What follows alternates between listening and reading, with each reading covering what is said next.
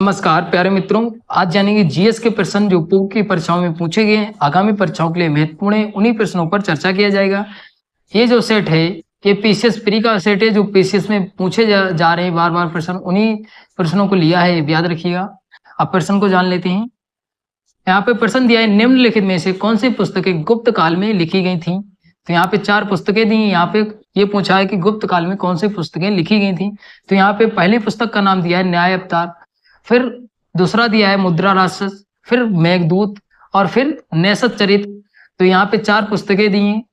तो इसका जो राइट आंसर होगा वो आंसर नंबर बी सही होगा। न्याय अवतार, मुद्रा राक्षस और मेघदूत जो हैं तो 3 जो पुस्तकें हैं वो गुप्त काल में लिखी गई, ये भी याद रखिएगा। और जान लेते इस प्रश्न के बारे में। अब यहाँ पे जो न्याय अवतार है वो किसने लिखी, तो जैन आचार्य थे सिद्धसेन, इनके द्वारा लिखी गई थी। और मेघदूत पूछ लिया है किसके द्वारा लिखी गई थी, तो कालिदास के द्वारा। और मुद्रा राक्षस तो विशाख दत्त के द्वारा लिखी गई थी। और जो नेसत चरित जो है वो कौन से काल में लिखी गई, तो राजपूत काल में लिखी गई, ये भी याद रखिएगा। और किसने लिखी, तो हर्ष ने लिखी, ये भी याद रखिएगा। आगे चलते हैं। यहाँ पे अगला प्रश्न दिया है, निम्नलिखित कथनों पर विचार कीजिए। पहला कथन दिया है, हमारे भोजन में पाए जाने वाले मुख्य कार्बोहाइड्रेट स्टार्च और शर्करा के रूप में होते हैं। फिर दूसरा कथन दिया है, यदि किसी खाद्य पदार्थ में स्टार्च है तो उसे तनु आयोडीन घोल की मदद से जांचा जा सकता है। यहाँ पे सही उत्तर चुनना है। तो इसका जो राइट आंसर होगा वो आंसर नंबर सी सही होगा। दोनों जो कथन है वो बिल्कुल ठीक है, सी ऑप्शन सही होगा। आगे चलते हैं। अगला प्रश्न दिया, महत्वपूर्ण प्रश्न है। प्रश्न दिया, संविधान सभा के प्रारूप समिति के सदस्यों में निम्नलिखित में से कौन कौन शामिल था। यहाँ पे 4 नाम दिए हैं। पूछा है कौन कौन शामिल था प्रारूप समिति में। प्रारूप समिति में कुल मिलाकर 7 लोग थे। देख लेते हैं कौन कौन शामिल था। तो यहाँ पे 4 नाम दिए हैं। पहला जो नाम दिया है कन्हैया लाल मणिक लाल मुंशी। फिर दूसरा जो नाम दिया है मोहम्मद सादुल्लाह। फिर चौथा जो नाम दिया है अल्लादी कृष्णा स्वामी अय्यर। फिर चौथा जो नाम दिया है एन गोपाल स्वामी अयंगर। तो यहाँ पे 4 नाम दिए हैं। तो इसका जो राइट आंसर होगा वो आंसर नंबर डी सही होगा। ये जो चारों नाम है चारों लोग शामिल थे। और जान लेते इसके बारे में। अगर प्रारूप समिति का गठन पूछ लिया जाए तो 29 अगस्त 1947 को भीमराव अम्बेडकर जो थे उनकी अध्यक्षता में ये गठन किया गया था, ये भी याद रखिएगा। तो 7 लोग कौन कौन थे, तो डॉक्टर भीमराव अम्बेडकर थे और अल्लादी कृष्णा स्वामी अय्यर थे। फिर जो तीसरा नाम दिया है कन्हैया लाल मणिक लाल मुंशी। फिर चौथा जो नाम दिया है मोहम्मद सादुल्लाह एन गोपाल स्वामी अयंगर। फिर जो छठा नाम दिया है वो बीएल मित्र और डीपी खेतान। ये 7 लोग कुल मिला के प्रारूप समिति में थे। और प्रारूप समिति के अध्यक्ष कौन थे, तो डॉक्टर भीमराव अम्बेडकर थे, ये भी याद रखिएगा। अगर पूछ लिया संविधान सभा का जो गठन हुआ था वो कब हुआ था, तो जुलाई 1946 में हुआ था। उसके बाद प्रारूप समिति बनाई गई। और अगर संविधान सभा के सदस्य पूछ लिया जाए कितने थे, तो 389 थे, ये भी याद रखिएगा। और संविधान सभा की पहली बैठक कब हुई थी, तो पहली बैठक जो हुई थी वो 9 दिसंबर 1946 में हुई थी। अगर अंतिम बैठक पूछ ली जाए तो कब हुई थी, अंतिम बैठक जो हुई थी वो 24 जनवरी 1950 को हुई थी, ये भी याद रखिएगा। 24 जनवरी 1950 को किसकी बैठक हुई थी, तो संविधान सभा की और प्रारूप समिति की, दोनों की आपको जानकारी दे दी है। आगे चलते हैं। अगला प्रश्न दिया है, बिहार की जातिगत जनगणना के संदर्भ में निम्नलिखित कथनों पर विचार कीजिए। यहाँ पर पहला जो कथन दिया है, जातिगत जनगणना की रिपोर्ट 2 अक्टूबर 2023 को जारी की गई। फिर यहाँ पे दूसरा कथन दिया है, इस जनगणना में ये जानकारी सामने आई कि बिहार राज्य में विभिन्न जातियों उपजातियों की संख्या 215 है। और कथन दिए हैं इसमें। तीसरा जो कथन दिया है वो दिया है, बिहार जातिगत जनगणना जारी करने वाला देश का पहला राज्य है। तो यहाँ पे ये सबसे इंपॉर्टेंट पॉइंट बन जाता है। फिर यहाँ पे दिया है चौथा, इस रिपोर्ट के अनुसार पिछड़ा वर्ग की संख्या 36.01% है। फिर अनंत पिछड़ा वर्ग की जनसंख्या 27.13% है। तो यहाँ पे सही उत्तर चुनना है। तो यहाँ पे जो राइट आंसर होगा वो आंसर नंबर सी सही होगा।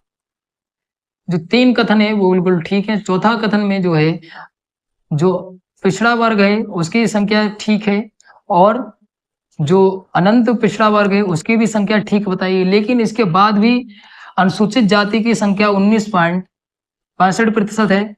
और उसके बाद अनुसूचित जनजाति की संख्या भी है। अनुसूचित जनजाति की संख्या कितनी है बिहार में? तो 1.68% है, ये भी याद रखिएगा। तो इतनी संख्या है, ये भी याद रखिएगा। तो यहाँ पे सिर्फ 2 जाति की संख्या बताई थी, इसलिए कथन 4 जो है वो गलत हो जाता है। आगे चलते हैं।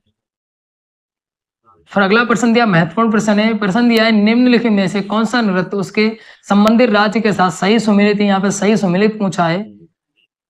तो यहाँ पे दिया है पंजाब भरतनाट्यम, फिर दूसरा दिया है असम लावड़ी, फिर तीसरा दिया है गिद्दा उत्तर प्रदेश, फिर चौथा दिया है केरल मोहिनीअट्टम। तो यहाँ पे सही चुनना है। तो इसका जो राइट आंसर होगा वो आंसर नंबर सी सही होगा। जो चौथा है केरल मोहिनीअट्टम, ये बिल्कुल ठीक सुमेलित है, यहाँ पे सही सुमेलित पूछा था। बाकी जो है वो गलत है। अगर भरतनाट्यम पूछ लिया जाए कहाँ है, तो तमिलनाडु में है, ये भी याद रखिएगा। लावड़ी अगर पूछ लिया जाए तो ये कहाँ है, तो महाराष्ट्र में है। ये काफी बार परीक्षा में पीसीएस की पूछा गया है, तो ये याद रखिएगा। गिद्दा अगर पूछ लिया जाए कहाँ है, तो ये जो है वो पंजाब का है नृत्य, ये भी याद रखिएगा, पंजाब का। उत्तर प्रदेश का अगर पूछ लिया जाए तो कथक है। और केरल का अगर पूछ लिया जाए और है कथकली, ये भी याद रखिएगा। कथकली और कथक में अंतर है। कथक अगर खाली पूछा जाए तो उत्तर प्रदेश, कथकली अगर पूछा जाए तो केरल, ये भी याद रखिएगा। आगे चलते हैं। अगला प्रश्न दिया, निम्नलिखित को सम्मिलित कीजिए। एक तरफ संस्था दी है और एक तरफ स्थापना वर्ष दिया है, तो देख लेते हैं कौन सा सही सम्मिलित होगा। पहला जो दिया है, राष्ट्रीय कृषि ग्रामीण विकास बैंक की स्थापना जो हुई थी वो कब हुई थी, तो 12 जुलाई 1982। फिर दूसरा दिया है, भारतीय औद्योगिक विकास बैंक की स्थापना जो हुई थी वो 1 जुलाई 1964। फिर भारतीय प्रतिभूति विनिमय बोर्ड की स्थापना कब हुई थी, तो ये स्थापना जो हुई थी वो 12 अप्रैल 1988 में। फिर भारतीय लघु उद्योग विकास बैंक की स्थापना तो 2 अप्रैल 1990। तो यहाँ पे सही जो उत्तर होगा वो ऑप्शन नंबर बी सही होगा। ऑप्शन नंबर बी सही होगा। आगे चलते हैं। अगला प्रश्न दिया, उनके समृद्ध महासागरों के बारे में विचार करें। यहाँ पे एक तरफ धाराएं दी हैं, एक तरफ महासागर दिए हैं। यहाँ पे जो पहली धारा दी है लेब्राडोर धारा जो है वो उत्तरी अटलांटिक महासागर की, ये बिल्कुल ठीक है। फिर जो तीसरा है कैलिफोर्निया की धारा, ये प्रशांत महासागर, ये बिल्कुल ठीक है। तो यहाँ पे जो राइट आंसर हो जाएगा वो आंसर नंबर ए सही होगा। 1 और 3 सही सम्मिलित हैं। अगर पूछ लिया जाए अंगुल आस धारा जो है वो किस महासागर की है, तो ये जो है वो हिंद महासागर की है, ये भी याद रखिए, हिंद महासागर की। फिर अगर पूछ लिया जाए ओया सीओ धारा कहाँ की है, तो ये कहाँ की है, तो प्रशांत महासागर की धारा है, ये भी याद रखिएगा। आगे चलते हैं। फिर अगला प्रश्न दिया, जनवरी 2024 में किस देश ने ऐतिहासिक चंद्र मिशन में चंद्रमा के लिए पेरेग्रिन फर्स्ट लैंडर लॉन्च किया? तो किसने लॉन्च किया, तो ये राइट आंसर होगा वो आंसर नंबर सी सही होगा, अमेरिका ने लॉन्च किया, ये भी याद रखिएगा। किसके मिशन के तहत लॉन्च किया, तो पेरेग्रिन मिशन 1 के तहत लॉन्च किया, ये भी याद रखिएगा। आगे चलते हैं। अगला प्रश्न दिया, महत्वपूर्ण प्रश्न है। प्रश्न दिया है, विश्वविद्यालय रैंकिंग 2024 के संबंध में निम्नलिखित कथनों पर विचार करें। यहाँ पे जो पहला कथन दिया है, world university ranking 2024 Times Higher Education द्वारा जारी रिपोर्ट का 20वां संस्करण है। तो यहाँ पे जो पहला कथन है बिल्कुल ठीक है। फिर दूसरा जो कथन है, स्टैनफोर्ड यूनिवर्सिटी यूएसए ने इस रैंकिंग में सर्वोच्च रैंक हासिल की। इसके बाद Massachusetts institute of technology USA, फिर दिया ऑक्सफोर्ड यूनिवर्सिटी यूके है। फिर तीसरा देख लेते हैं, तीसरा जो होगा, तीसरे में दिया है सूची में 91 भारतीय संस्थानों के साथ भारत अब विश्वविद्यालय रैंकिंग में चौथा सबसे बड़ा प्रतिनिधित्व वाला देश है। यहाँ पे जो है वो सही उत्तर चुनना है। तो इसका जो राइट आंसर होगा वो आंसर नंबर सी सही होगा। सी वाला ऑप्शन जो है बिल्कुल ठीक होगा। इस रैंकिंग में जो थे वो भारत के 91 संस्थान जो थे वो शामिल थे, ये भी याद रखिएगा। और इसका 20वां संस्करण था, बिल्कुल ठीक है। पहला कथन और तीसरा जो कथन है वो बिल्कुल ठीक है। जो दूसरा जो कथन है वो इसलिए गलत हो जाता है, जो फर्स्ट नंबर पे सर्वोच्च स्थान प्राप्त किया है वो ऑक्सफोर्ड यूनिवर्सिटी ने प्राप्त किया है, ये फर्स्ट नंबर पे। और जो सेकंड पे है वो कौन सी यूनिवर्सिटी है, तो सेकंड पे फोर्ड यूनिवर्सिटी, ये भी याद रखिए सेकंड नंबर पे। यहाँ पे क्या लिख दिया था, वो सर्वोच्च रैंकिंग हासिल की, ये गलत हो गया। और जो मैसाचुसेट्स जो है इंस्टीट्यूट, इसने तीसरी रैंक प्राप्त की है, ये भी याद रखिएगा। आगे चलते हैं। ते अगला प्रश्न दिया, महत्वपूर्ण प्रश्न है। प्रश्न दिया है, निम्नलिखित में से कौन चंद्रगुप्त विक्रमादित्य की सभा के नवरत्नों में शामिल था। यहाँ पे शामिल था कौन कौन से लोग, नवरत्न मतलब 9 लोग थे, तो कौन कौन से लोग शामिल थे, यहाँ पे प्रश्न पूछा है। तो पहले जो है वो धनवंतरी, और दूसरे कौन थे, तो अमर सिंह थे, फिर तीसरे शंकु भी थे और कालिदास भी थे। तो यहाँ पहला और दूसरा, तीसरा और पांचवा कहाँ पे, तो ये ऑप्शन नंबर ये सही होगा। ए वाले में ऑप्शन नंबर में मैचिंग खा रहा है, तो ये वाला ऑप्शन जो है वो सही होगा। और 9 लोगों के नाम पूछ ले जाए तो 4 लोग तो ये हो गए, धनवंतरी, अमर सिंह, शंकु, कालिदास, और कौन थे, तो बेताल भी थे, बेताल और कौन थे, तो बररुचि थे, बररुचि भी थे, बारामिहिर भी थे। हाँ, आगे चलते हैं। फिर अगला प्रश्न दिया, महत्वपूर्ण प्रश्न है। प्रश्न दिया, निम्नलिखित में से कौन सा रिट संविधान के अनुच्छेद 32 में दिया गया है। तो यहाँ पे जो रेटें दी हैं देख लेते हैं कौन कौन सी रेटें दी हैं। पहली जो दी है, बंदी प्रत्यक्षीकरण, फिर परमादेश, फिर निषेध, अधिकार, पृच्छा।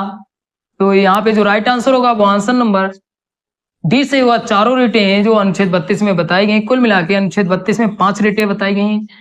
जो 5 रेटें हैं उसमें एक जो रेट है, जो 5वीं, वो है उत्प्रेषण। ये भी रेट जो है वो अनुच्छेद 32 में ही बताई गई है, याद रखिए। और ये रेट जो है वो सर्वोच्च न्यायालय में कर सकते हैं, ये भी याद रखिए, सुप्रीम कोर्ट में। और अगर पूछ लिया जाए यही रेटें जो हैं वो मतलब उच्च न्यायालय में किस अनुच्छेद के तहत की जा सकती हैं, तो किस अनुच्छेद के तहत की जा सकती हैं, तो अनुच्छेद 226 के तहत की जा सकती हैं। कहाँ, हाई कोर्ट में, ये भी याद रखिएगा।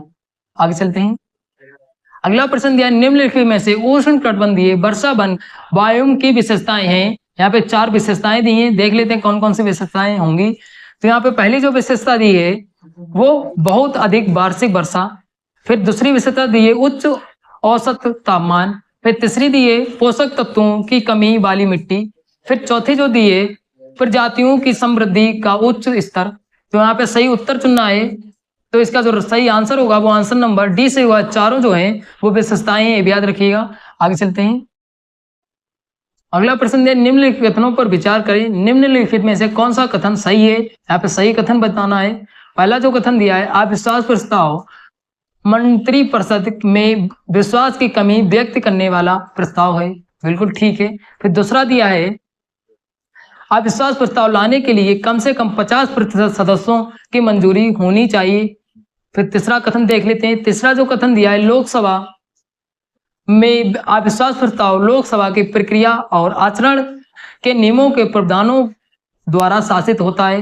तो यहाँ पे सही उत्तर चुनना है। इसका सही उत्तर जो होगा वो सी वाला उत्तर सही होगा। 1 और 3 जो कथन है बिल्कुल ठीक है, ये भी याद रखिएगा। अगर पूछ लिया जाए जो अविश्वास प्रस्ताव के लिए उत्तरदायी लोकसभा कौन से अनुच्छेद में बताया गया है, तो 75 अनुच्छेद में बताया गया है, ये भी याद रखिएगा। अगर राज्य की विधानसभा के बारे में पूछ लिया, राज्य की विधानसभा जो अविश्वास प्रस्ताव है वो किसके लिए उत्तरदायी होती है, तो अनुच्छेद 164 में बताया गया है, ये भी याद रखिएगा। आगे चलते हैं। अगला प्रश्न दिया, महत्वपूर्ण प्रश्न है, काफी बार परीक्षा में पूछा गया है। प्रश्न दिया है, भारतीय संविधान की प्रस्तावना में किस न्याय का उल्लेख है। तो यहाँ पे जो तीनों है वो तीनों न्याय का उल्लेख है। इसका राइट आंसर होगा वो आंसर नंबर डी से हुआ। तीनों जो है राजनीतिक न्याय, सामाजिक न्याय, आर्थिक न्याय, ये तीनों जो है वो तीनों न्याय प्रस्तावना में बताए गए हैं, ये भी याद रखिएगा। आगे चलते हैं। अगला प्रश्न दिया है, प्रोड्यूसर गैस के मुख्य घटक हैं। तो इसका जो राइट आंसर है वो आंसर नंबर ए से हुआ, कार्बन मोनोऑक्साइड, नाइट्रोजन। अगर पूछ ली जाए कि जो नाइट्रोजन होती है वो कितनी होती है, तो 55% होती है, याद रखिएगा। और अगर पूछ ली जाए कार्बन मोनोऑक्साइड जो होती है वो कितने प्रतिशत होती है, तो ये जो होती है वो 30% होती है। उसके अलावा शेष जो है कार्बन डाइऑक्साइड है, हाइड्रोजन है, मीथेन है, अन्य भी गैसें होती हैं, याद रखिएगा। आगे चलते हैं। अगला प्रश्न है, भारत की निम्नलिखित फसलों पर विचार कीजिए। यहाँ पे मूंगफली दी है, तिल दिए हैं, बाजरा दिया है, और यहाँ पे पूछा है कौन सा प्रमुख वर्षा आधारित फसल है। यहाँ पे पूछा है कौन सी प्रमुख वर्षा आधारित फसल है। तो इसका जो राइट आंसर होगा वो आंसर नंबर डी से होगा। तीनों जो है वो वर्षा आधारित फसलें हैं, याद रखिएगा। आगे चलते हैं। अगला प्रश्न दिया, जनवरी 2024 में किसने हमारा संविधान हमारा सम्मान अभियान का उद्घाटन किया? ये जो किया है वो उपराष्ट्रपति जगदीश धनखड़ जी ने किया है। कब किया है? तो 75वें गणतंत्र दिवस पर किया है, याद रखिएगा, 75वें गणतंत्र दिवस पर। और कहाँ पे किया है? तो डॉक्टर भीमराव अंबेडकर सेंटर पे किया है, याद रखिएगा। आगे चलते हैं। अगला प्रश्न दिया, महत्वपूर्ण प्रश्न है, सिंधु घाटी सभ्यता से पूछा गया प्रश्न है। प्रश्न दिया है, सिंधु घाटी सभ्यता से प्राप्त निम्नलिखित साक्ष्यों उनके प्राप्ति स्थल के साथ सम्मिलित कीजिए। व्रत स्नानागार जो प्राप्त हुआ है वो कहाँ से प्राप्त हुआ है? तो ये जो है वो मोहनजोदड़ो से प्राप्त हुआ है, तो ये फर्स्ट नंबर पे मिलेगा। फिर काले रंग की चूड़ियां कहाँ से प्राप्त हुई हैं? तो ये जो है वो कालीबंगा से प्राप्त हुई। आप काले रंग की चूड़ियां और कालीबंगा ये नाम जो है सिमिलर ऐसा लग रहा है, तो आप ये याद कर सकते हैं। फिर जो तीसरा दिया है, हड़प्पा लिपि बड़े आकार वाले संकेतों से युक्त शिलालेख कहाँ से प्राप्त हुआ है? तो ये प्राप्त जो हुआ है वो धोलावीरा से प्राप्त हुआ है, ये भी याद रखिएगा। फिर बिल्ली का पीछा करते हुए कुत्ते के पंजे के निशान कहाँ से प्राप्त हुए हैं? चनु दड़ों से प्राप्त हुआ है, ये भी याद रखिएगा। तो इसका जो राइट आंसर होगा वो आंसर नंबर ए वाला सही होगा। आगे चलते हैं। अगला प्रश्न दिया, ए होल शिलालेख से संबंधित निम्नलिखित कथनों पर विचार करें। तो यहाँ पे पहला जो दिया है ये ब्राह्मी लिपि में लिखा गया था। फिर दूसरा दिया है इसमें पुलकेशिन द्वितीय द्वारा हर्षवर्धन की पराजय का उल्लेख है। फिर तीसरा दिया है इसे रवि कीर्ति ने लिखा था। तो इसका जो राइट आंसर होगा वो आंसर नंबर सी से हुआ। 2 और 3 जो कथन है बिल्कुल ठीक है। ये जो लिखा गया था वो किसकी जो भाषा थी वो कौन सी थी? तो भाषा संस्कृत थी, ये भी याद रखिएगा। और अगर लिपि पूछ ली जाए तो लिपि जो थी वो कन्नड़ थी। निम्नलिखित को सम्मिलित कीजिए।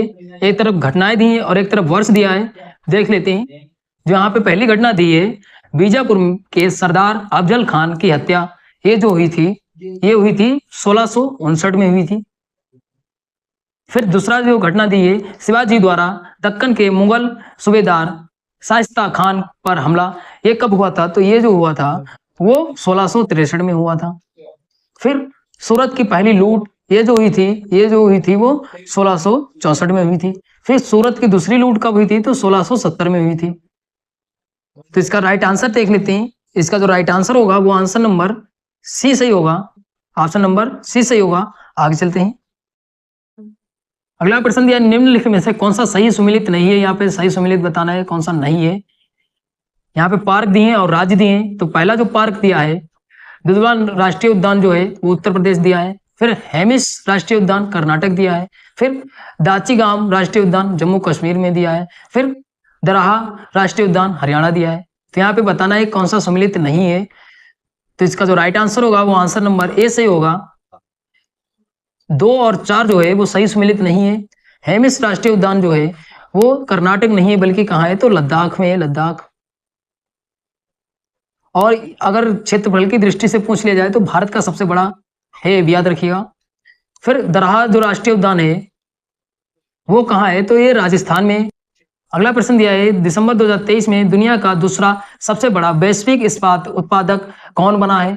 तो ये कौन बना है? तो इसका जो राइट आंसर है वो आंसर नंबर सी से होगा, भारत। अगर पूछ लिया जाए कितना इस्पात जो है वो कितना टन इस्पात किया है उत्पादक, तो 125.32 मिलियन टन, ये भी याद रखिएगा, मिलियन टन। आगे चलते हैं। यहाँ पे अगला प्रश्न दिया, निम्नलिखित कथनों पर विचार कीजिए। यहाँ पे पहला कथन दिया है 19वें एशियाई खेल वर्ष 2023 में 23 सितंबर से 8 अक्टूबर तक चीन के हांगझू में आयोजित किए गए थे।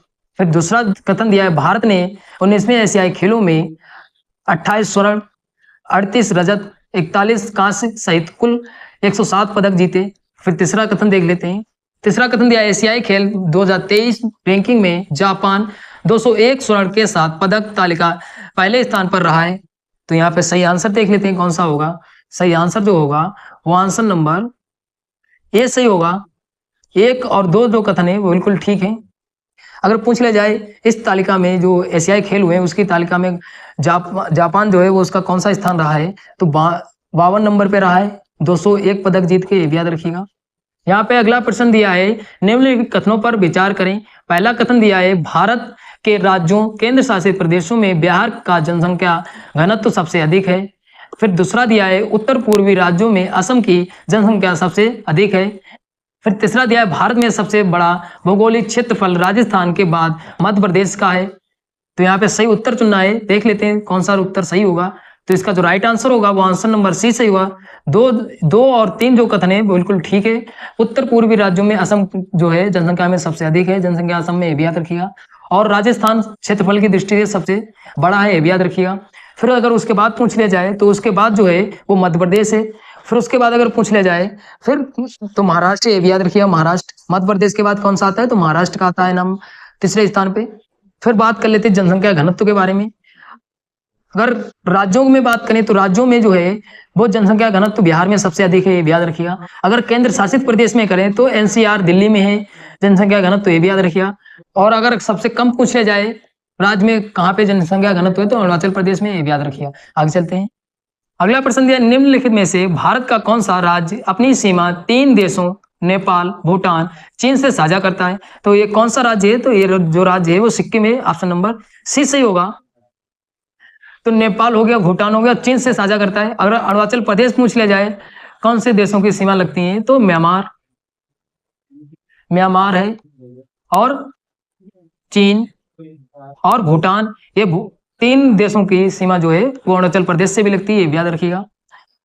अगर उत्तराखंड में भी 2 देशों से लगती है तो उत्तराखंड की जो है वो नेपाल से लगती है, नेपाल से। हो सकता है अगली बार यही प्रश्न बना लिया जाए। नेपाल हो गया, और चीन, उत्तराखंड की जो सीमा है वो नेपाल और चीन से लगती है, ये भी याद रखिएगा। आगे चलते हैं।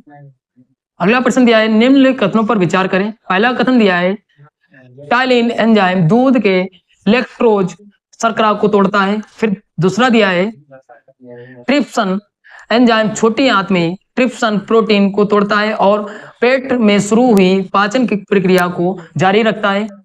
फिर चौथा कथन दिया है, माल्टोज एक डाइसैकेराइड है जो जल अपघटन पर ग्लूकोज के 2 अणु देता है। तो यहाँ पे सही उत्तर चुनना है, देख लेते हैं सही उत्तर कौन सा होगा। तो इसका जो राइट आंसर होगा वो आंसर नंबर सी सही होगा।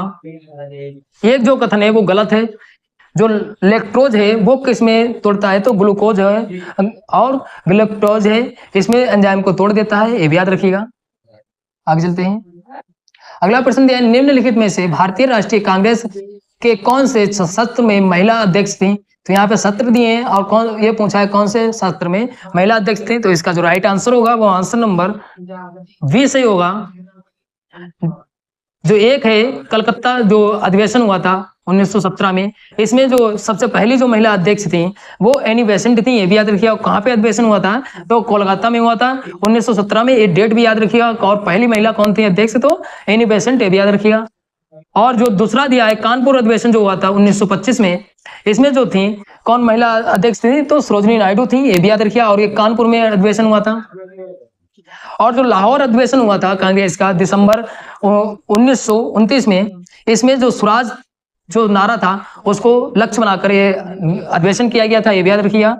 और इसमें अध्यक्ष कौन थे, तो जवाहरलाल नेहरू अध्यक्ष थे, ये भी याद रखिएगा। अगला प्रश्न दिया, राष्ट्रीय स्मारक प्राधिकरण NMA के बारे में निम्नलिखित कथनों पर विचार करें। पहला कथन दिया है, राष्ट्रीय स्मारक प्राधिकरण की स्थापना प्राचीन स्मारक, पुरातत्व स्थल और अवशेष अधिनियम 2010 के प्रावधानों के अनुसार की गई है। फिर दूसरा कथन दिया, वर्तमान में प्रोफेसर किशोर कुमार बासा राष्ट्रीय स्मारक प्राधिकरण के अध्यक्ष हैं। फिर तीसरा कथन देख लेते हैं। तीसरा कथन दिया, राष्ट्रीय स्मारक प्राधिकरण गृह मंत्रालय के अंतर्गत आता है। तो इसका जो राइट आंसर होगा वो आंसर नंबर सी सही होगा। 1 और 2 जो कथन है बिल्कुल ठीक है। और जो राष्ट्रीय स्मारक प्राधिकरण जो है ये किसके मंत्रालय के द्वारा आता है, तो ये जो है वो संस्कृति मंत्रालय के अंतर्गत आता है, ये भी याद रखिएगा। आगे चलते हैं। अगला प्रश्न दिया, अलाई दरवाजा निम्नलिखित में से किसके परिसर में स्थित है? तो इसका जो राइट आंसर है वो आंसर नंबर सी से होगा, कुतुब मीनार। अगला प्रश्न दिया है, उत्तर प्रदेश के निम्नलिखित जिलों में से कौन से जिले मध्य प्रदेश के साथ सीमा बनाते हैं? यहाँ पे जो उत्तर प्रदेश के जिले हैं उसमें ये पूछा है कि जो MP है उसके साथ सीमा कौन से जिले साझा करते हैं। तो यहाँ पे देख लेते हैं, जिले दिए हैं तो इसका जो राइट आंसर हो जाएगा वो आंसर नंबर डी से होगा। जो ललितपुर है वो भी सीमा साझा करता है, और मिर्जापुर है वो भी सीमा साझा करता है, और बांदा जो है बांदा भी सीमा साझा करता है, और आगरा जो है वो आगरा भी सीमा साझा करता है। अगर पूछ लिया जाए कुल कितने जिले जो हैं उत्तर प्रदेश के वो सीमा साझा करते हैं, तो 11 जिले हैं उत्तर प्रदेश के जो सीमा साझा करते हैं। कौन कौन से जिले हैं? तो आगरा है, इटावा है, जालौन है, झांसी है, ललितपुर है, महोबा है, बांदा, चित्रकूट, प्रयागराज, मिर्जापुर और सोनभद्र। ये जो 11 जिले हैं ये मध्य प्रदेश की सीमा साझा करते हैं, ये भी याद रखिएगा। अगला प्रश्न दिया है, निम्नलिखित को सम्मिलित कीजिए। यहाँ पे एक तरफ संशोधन दिए और एक तरफ क्या संशोधन हुआ था वो दिया है। तो यहाँ पे पहला जो दिया है, संपत्ति के अधिकार को कानूनी अधिकार बनाया गया। एक कौन सा संविधान संशोधन द्वारा बनाया गया? तो इसका जो मिलान होगा वो आंसर जो सही होगा वो 44वें संविधान संशोधन द्वारा। फिर दूसरा दिया है, संविधान में शामिल मौलिक कर्तव्य। तो ये कौन से संविधान संशोधन द्वारा किया गया? तो ये जो है वो 42वें संविधान संशोधन द्वारा। फिर जीएसटी शामिल, जीएसटी कौन से संविधान संशोधन द्वारा शामिल की गई? तो ये जो है वो 101वां संविधान संशोधन। फिर ईडब्ल्यूएस को 10% जो है आरक्षण कौन सा संविधान संशोधन द्वारा किया गया? तो ये जो है वो 103वां संविधान संशोधन। अगर आप 1 से 4 तक के जो संविधान संशोधन हुए थे उसकी कंप्लीट वीडियो चाहते हैं तो मेरे चैनल पे पहले से अपलोड है काफी दिन से, और उस पर अच्छी खासी रीच भी आई है, तो आप चैनल पे जाके देख सकते हैं, और उसमें ट्रिक भी बताई गई है, तो आप चैनल पे जाइए देखिए। तो इसका जो राइट आंसर हो जाएगा वो आंसर नंबर ए सही होगा। आगे चलते हैं। अगला प्रश्न दिया, निम्नलिखित में से कितने जोड़े सही सम्मिलित हैं? यहाँ पे जोड़े दिए हैं जनजातियों के। तो पहला जो दिया है, टोंडा जनजाति जो है तमिलनाडु दी है, बेंगा जनजाति जो है वो छत्तीसगढ़ दी है, फिर थारू जनजाति जो है वो उत्तर प्रदेश उत्तराखंड, मेड़ा जो जनजाति है वो राजस्थान दी है। तो इसका जो राइट आंसर होगा वो आंसर नंबर डी सही होगा। चारों जो है वो सही सम्मिलित हैं। ये जरूर पूछा जाता है जनजातियों से, ये याद रखिएगा। आगे चलते हैं। अगला प्रश्न दिया है, निम्नलिखित गैसों पर विचार कीजिए। यहाँ पे गैसें दी है, आर्गन दी है, ऑक्सीजन दी है, नाइट्रोजन दी है, कार्बन डाइऑक्साइड दी है। यहाँ पे जो प्रश्न पूछा है, इन वायुमंडलीय गैसों का उनके आयतन के प्रतिशत के अवरोही क्रम में सही अनुक्रम क्या है? यहाँ पे अवरोही क्रम पूछा है। अगर पूछ ली जाए वायुमंडल में नाइट्रोजन कितनी पाई जाती है, तो ये जो है वो 78% पाई जाती है, याद रखिएगा। और ऑक्सीजन कितने प्रतिशत? तो 21%। और जो आर्गन है वो कितने प्रतिशत लगभग होती है? तो 0.93%।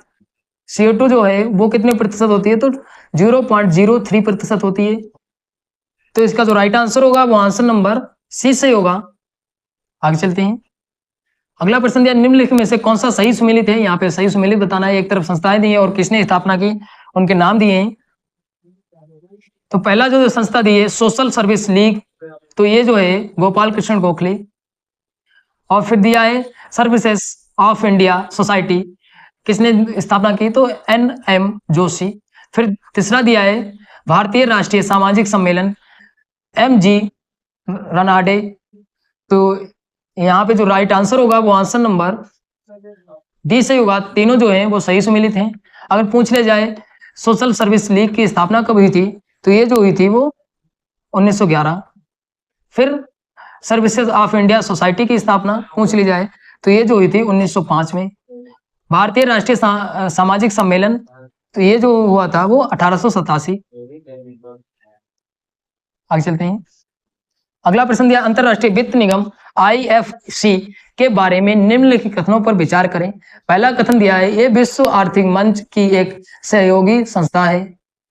फिर दूसरा दिया है, ये विकासशील देशों में विशेष रूप से निजी क्षेत्र पर केंद्रित सबसे बड़ा वैश्विक विकास संस्थान है।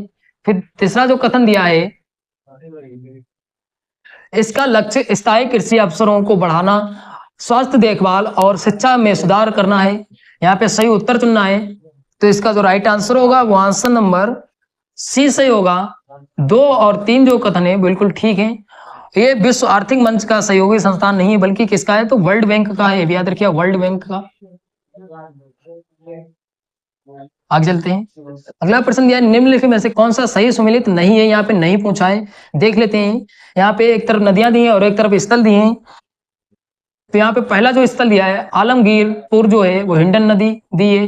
फिर मोहनजोदड़ो सिंधु नदी दी है। लोथल सतलज नदी दी है और कालीबंगा घग्गर नदी दी है। तो यहाँ पे सही उत्तर चुनना है। तो यहाँ पे गलत पूछा है, तो इसका जो राइट आंसर होगा वो आंसर नंबर सी सही होगा। जो लोथल है वो सतलज नदी नहीं है, बल्कि कौन सी नदी के किनारे स्थित है, तो ये जो है वो भोगवा नदी है, ये भी याद रखिएगा। आगे चलते हैं। अगला प्रश्न दिया, निम्नलिखित को सम्मिलित कीजिए। यहाँ पे समितियां दी हैं और उनका संबंध दिया है। यहाँ पे देख लेते हैं। अशोक मेहता समिति का जो संबंध है वो कहाँ से है, तो पंचायती राज संस्थानों के लिए 2 स्तरीय प्रणाली की सिफारिश। फिर यहाँ पे दूसरी जो समिति दी है पी के थुंगन समिति जो है, इसका जो संबंध है वो किससे है, तो पंचायती राज व्यवस्था को संवैधानिक दर्जा दिलाने की सिफारिश। फिर तीसरी दी है आर एम लोढ़ा समिति जो है, फिर इसका जो संबंध है वो भारतीय क्रिकेट नियंत्रक बोर्ड में सुधार के लिए। चौथा देख लेते हैं, रामनाथ कोविंद समिति का जो संबंध है वो किससे है, तो एक देश एक चुनाव की संभावना से संबंधित है। तो यहाँ पे सही उत्तर चुनना था, तो सही उत्तर देख लेते हैं कौन सा होगा। इसका जो राइट आंसर होगा वो आंसर नंबर डी सही होगा। प्रश्न दिया है, निम्नलिखित कथनों पर विचार कीजिए। यहाँ पर पहला जो कथन दिया है, 9 दिसंबर 1946 को होने वाली संविधान सभा की पहली बैठक मुस्लिम लीग ने भाग लिया था। फिर दूसरा जो कथन दिया है, संविधान सभा का गठन वयस्क मताधिकार के आधार पर किया गया था। यहाँ पे सही उत्तर चुनना है, तो देख लेते हैं सही उत्तर कौन सा होगा। तो यहाँ पे जो सही उत्तर होगा वो आंसर नंबर डी सही होगा। और चर्चा कर लेते हैं संविधान सभा के बारे में। यहाँ पे बताया गया है कि जो 9 दिसंबर 1946 को संविधान सभा की बैठक पहली हुई थी, ये बिल्कुल बात ठीक है, लेकिन यहाँ पे फिर आगे जोड़ दिया मुस्लिम लीग ने भाग लिया था, तो ये बात जो है वो गलत हो जाती है। मुस्लिम लीग ने जो भाग नहीं लिया था बल्कि इस सभा का जो है वो बहिष्कार किया था, तो इसलिए कथन 1 जो है वो गलत हो जाता है। फिर संविधान सभा का जो गठन हुआ था वो अप्रत्यक्ष रूप से किया गया था, ये भी याद रखिएगा, और निर्वाचन समिति के आधार पर किया गया था, तो इसलिए कथन जो 2 है वो भी गलत हो जाता है। अगर पूछ लिया जाए संविधान सभा का जो गठन है वो कब किया गया था, तो संविधान सभा का गठन जो है वो जुलाई 1946 में किया गया था, और इसकी पहली बैठक कब हुई थी, तो 9 दिसंबर 1946 को हुई थी। अगर पूछ लिया जाए संविधान सभा में कितने सदस्य थे, तो 389 सदस्य थे, ये भी याद रखिए। फिर अगर पूछ लिया जाए संविधान सभा की जो अंतिम बैठक थी वो कब हुई थी, तो संविधान सभा की अंतिम बैठक हुई थी वो 24 जनवरी 1950 को हुई थी, ये भी याद रखिएगा। इसी दिन जो राष्ट्रीय गान है उसको राष्ट्रीय मान्यता भी दी गई थी। अगर पूछ लिया जाए जो संविधान है उसको अंगीकृत संविधान सभा के द्वारा कब किया गया, तो इसको जो अंगीकृत किया गया था वो 26 नवंबर 1949 को किया गया था, ये भी याद रखिएगा। और लागू कब किया गया, तो 26 जनवरी 1950 को लागू किया गया, ये भी याद रखिएगा। तो ये सबसे इंपॉर्टेंट बन जाता है, तो यहाँ से प्रश्न बनाया जा सकता है। और अगर पूछ लिया जाए जो संविधान बना था उस समय अनुच्छेद कितने थे संविधान में, तो 395 अनुच्छेद थे, ये भी याद रखिएगा। 12 अनुसूचियां थी, ये भी याद रखिएगा। आगे चलते हैं। अगला प्रश्न दिया है, निम्नलिखित में से किस राज्य सरकार ने गुणोत्सव 2024 का शुभारंभ किया, तो ये किसने किया है, तो इसका जो राइट आंसर होगा वो आंसर नंबर ए से होगा। असम सरकार ने जो है वो इसका शुभारंभ किया है, ये भी याद रखिएगा। और कब से कब तक का किया था, तो 3 जनवरी से 8 फरवरी के बीच किया था, ये भी याद रखिएगा। और ये उत्सव जो है वो शुभारंभ किस लिए किया गया था, तो 40 लाख छात्रों का मूल्यांकन जो था उसके लिए आरंभ किया गया था, ये भी याद रखिएगा। आगे चलते हैं। अगला प्रश्न दिया, महत्वपूर्ण प्रश्न है, काफी बार परीक्षाओं में पूछा गया है और हर बार लगभग पूछा जाता है। प्रश्न दिया है, लॉर्ड मेयो के बारे में निम्नलिखित कथनों पर विचार कीजिए। पहला यहाँ पे जो कथन दिया है ये भारत के 5वें वायसराय थे। फिर दूसरा दिया है, भारत में प्रथम जनगणना लॉर्ड मेयो के शासनकाल में हुई थी। फिर तीसरा जो कथन दिया है, इनकी मृत्यु 8 फरवरी 1972 को पोर्ट ब्लेयर में हुई थी, इन्हें डबलिन में दफनाया गया था। फिर चौथा कथन दिया है, लॉर्ड मेयो 1873 से 1876 के बीच भारत के गवर्नर जनरल रहे थे। यहाँ पे पूछा है कि सही उत्तर चुनना है, तो यहाँ पे देख लेते हैं सही उत्तर कौन सा होगा। तो इसका जो राइट आंसर हो जाएगा वो आंसर नंबर सी सही होगा। 2 और 3 जो कथन है वो बिल्कुल ठीक है। अगर इनका शासनकाल पूछ लिया जाए कब से कब तक था, तो शासनकाल जो था वो 1869 से 72 तक था। 1869 से 1872 तक इनका शासनकाल था। अगर वायसराय पूछ लिया जाए कौन से नंबर के थे, तो चौथे नंबर के थे। और कथन नंबर 1 में बताया गया है कि ये 5वें वायसराय थे, तो कथन नंबर 1 और 4 जो है वो गलत हो जाता है। आगे चलते हैं। अगला प्रश्न दिया है, निम्नलिखित में से कौन सा कथन 1833 के चार्टर अधिनियम के प्रावधानों से संबंधित है? तो यहाँ पे जान लेते हैं। देखिए पहला जो कथन दिया है, कंपनी को चाय व्यापार चीन के साथ व्यापार पर एकाधिकार की अनुमति दी गई। फिर दूसरा जो कथन दिया है, कंपनी को चाय व्यापार चीन के साथ व्यापार पर 10 वर्षों के लिए एकाधिकार की अनुमति दी गई। फिर तीसरा जो कथन दिया है, कंपनी के चाय व्यापार चीन के साथ व्यापार को समाप्त कर दिया गया। तो यहाँ पे कथन सही चुनना है। तो यहाँ पे देख लेते हैं कथन कौन सा सही होगा। तो इसका जो राइट आंसर होगा वो आंसर नंबर बी सही होगा। 3 जो कथन है बिल्कुल ठीक है। जो चाय व्यापार चीन के साथ व्यापार की अनुमति, बल्कि चार्टर एक्ट में 1833 जो चार्टर एक्ट था उसमें समाप्त की गई थी, ये भी याद रखिएगा। चाय का जो व्यापार था चीन के साथ, ये भी याद रखिएगा। फिर इससे पहले जो 1813 का जो चार्टर एक्ट था उसमें बताया गया था कि जो चाय और अफीम का है उसको जो चीन की कंपनियां उसको छोड़ के अन्य कंपनियों का एकाधिकार था वो समाप्त कर दिया गया था, ये भी याद रखिएगा। आगे चलते हैं। अगला प्रश्न दिया है, बंद अर्थव्यवस्था शब्द का अर्थ अर्थव्यवस्था से है। तो यहाँ पे अर्थ पूछा है, बंद अर्थव्यवस्था क्या होती है ये पूछा है कुल मिला के। तो यहाँ पे जो राइट आंसर हो जाएगा वो आंसर नंबर बी सही होगा।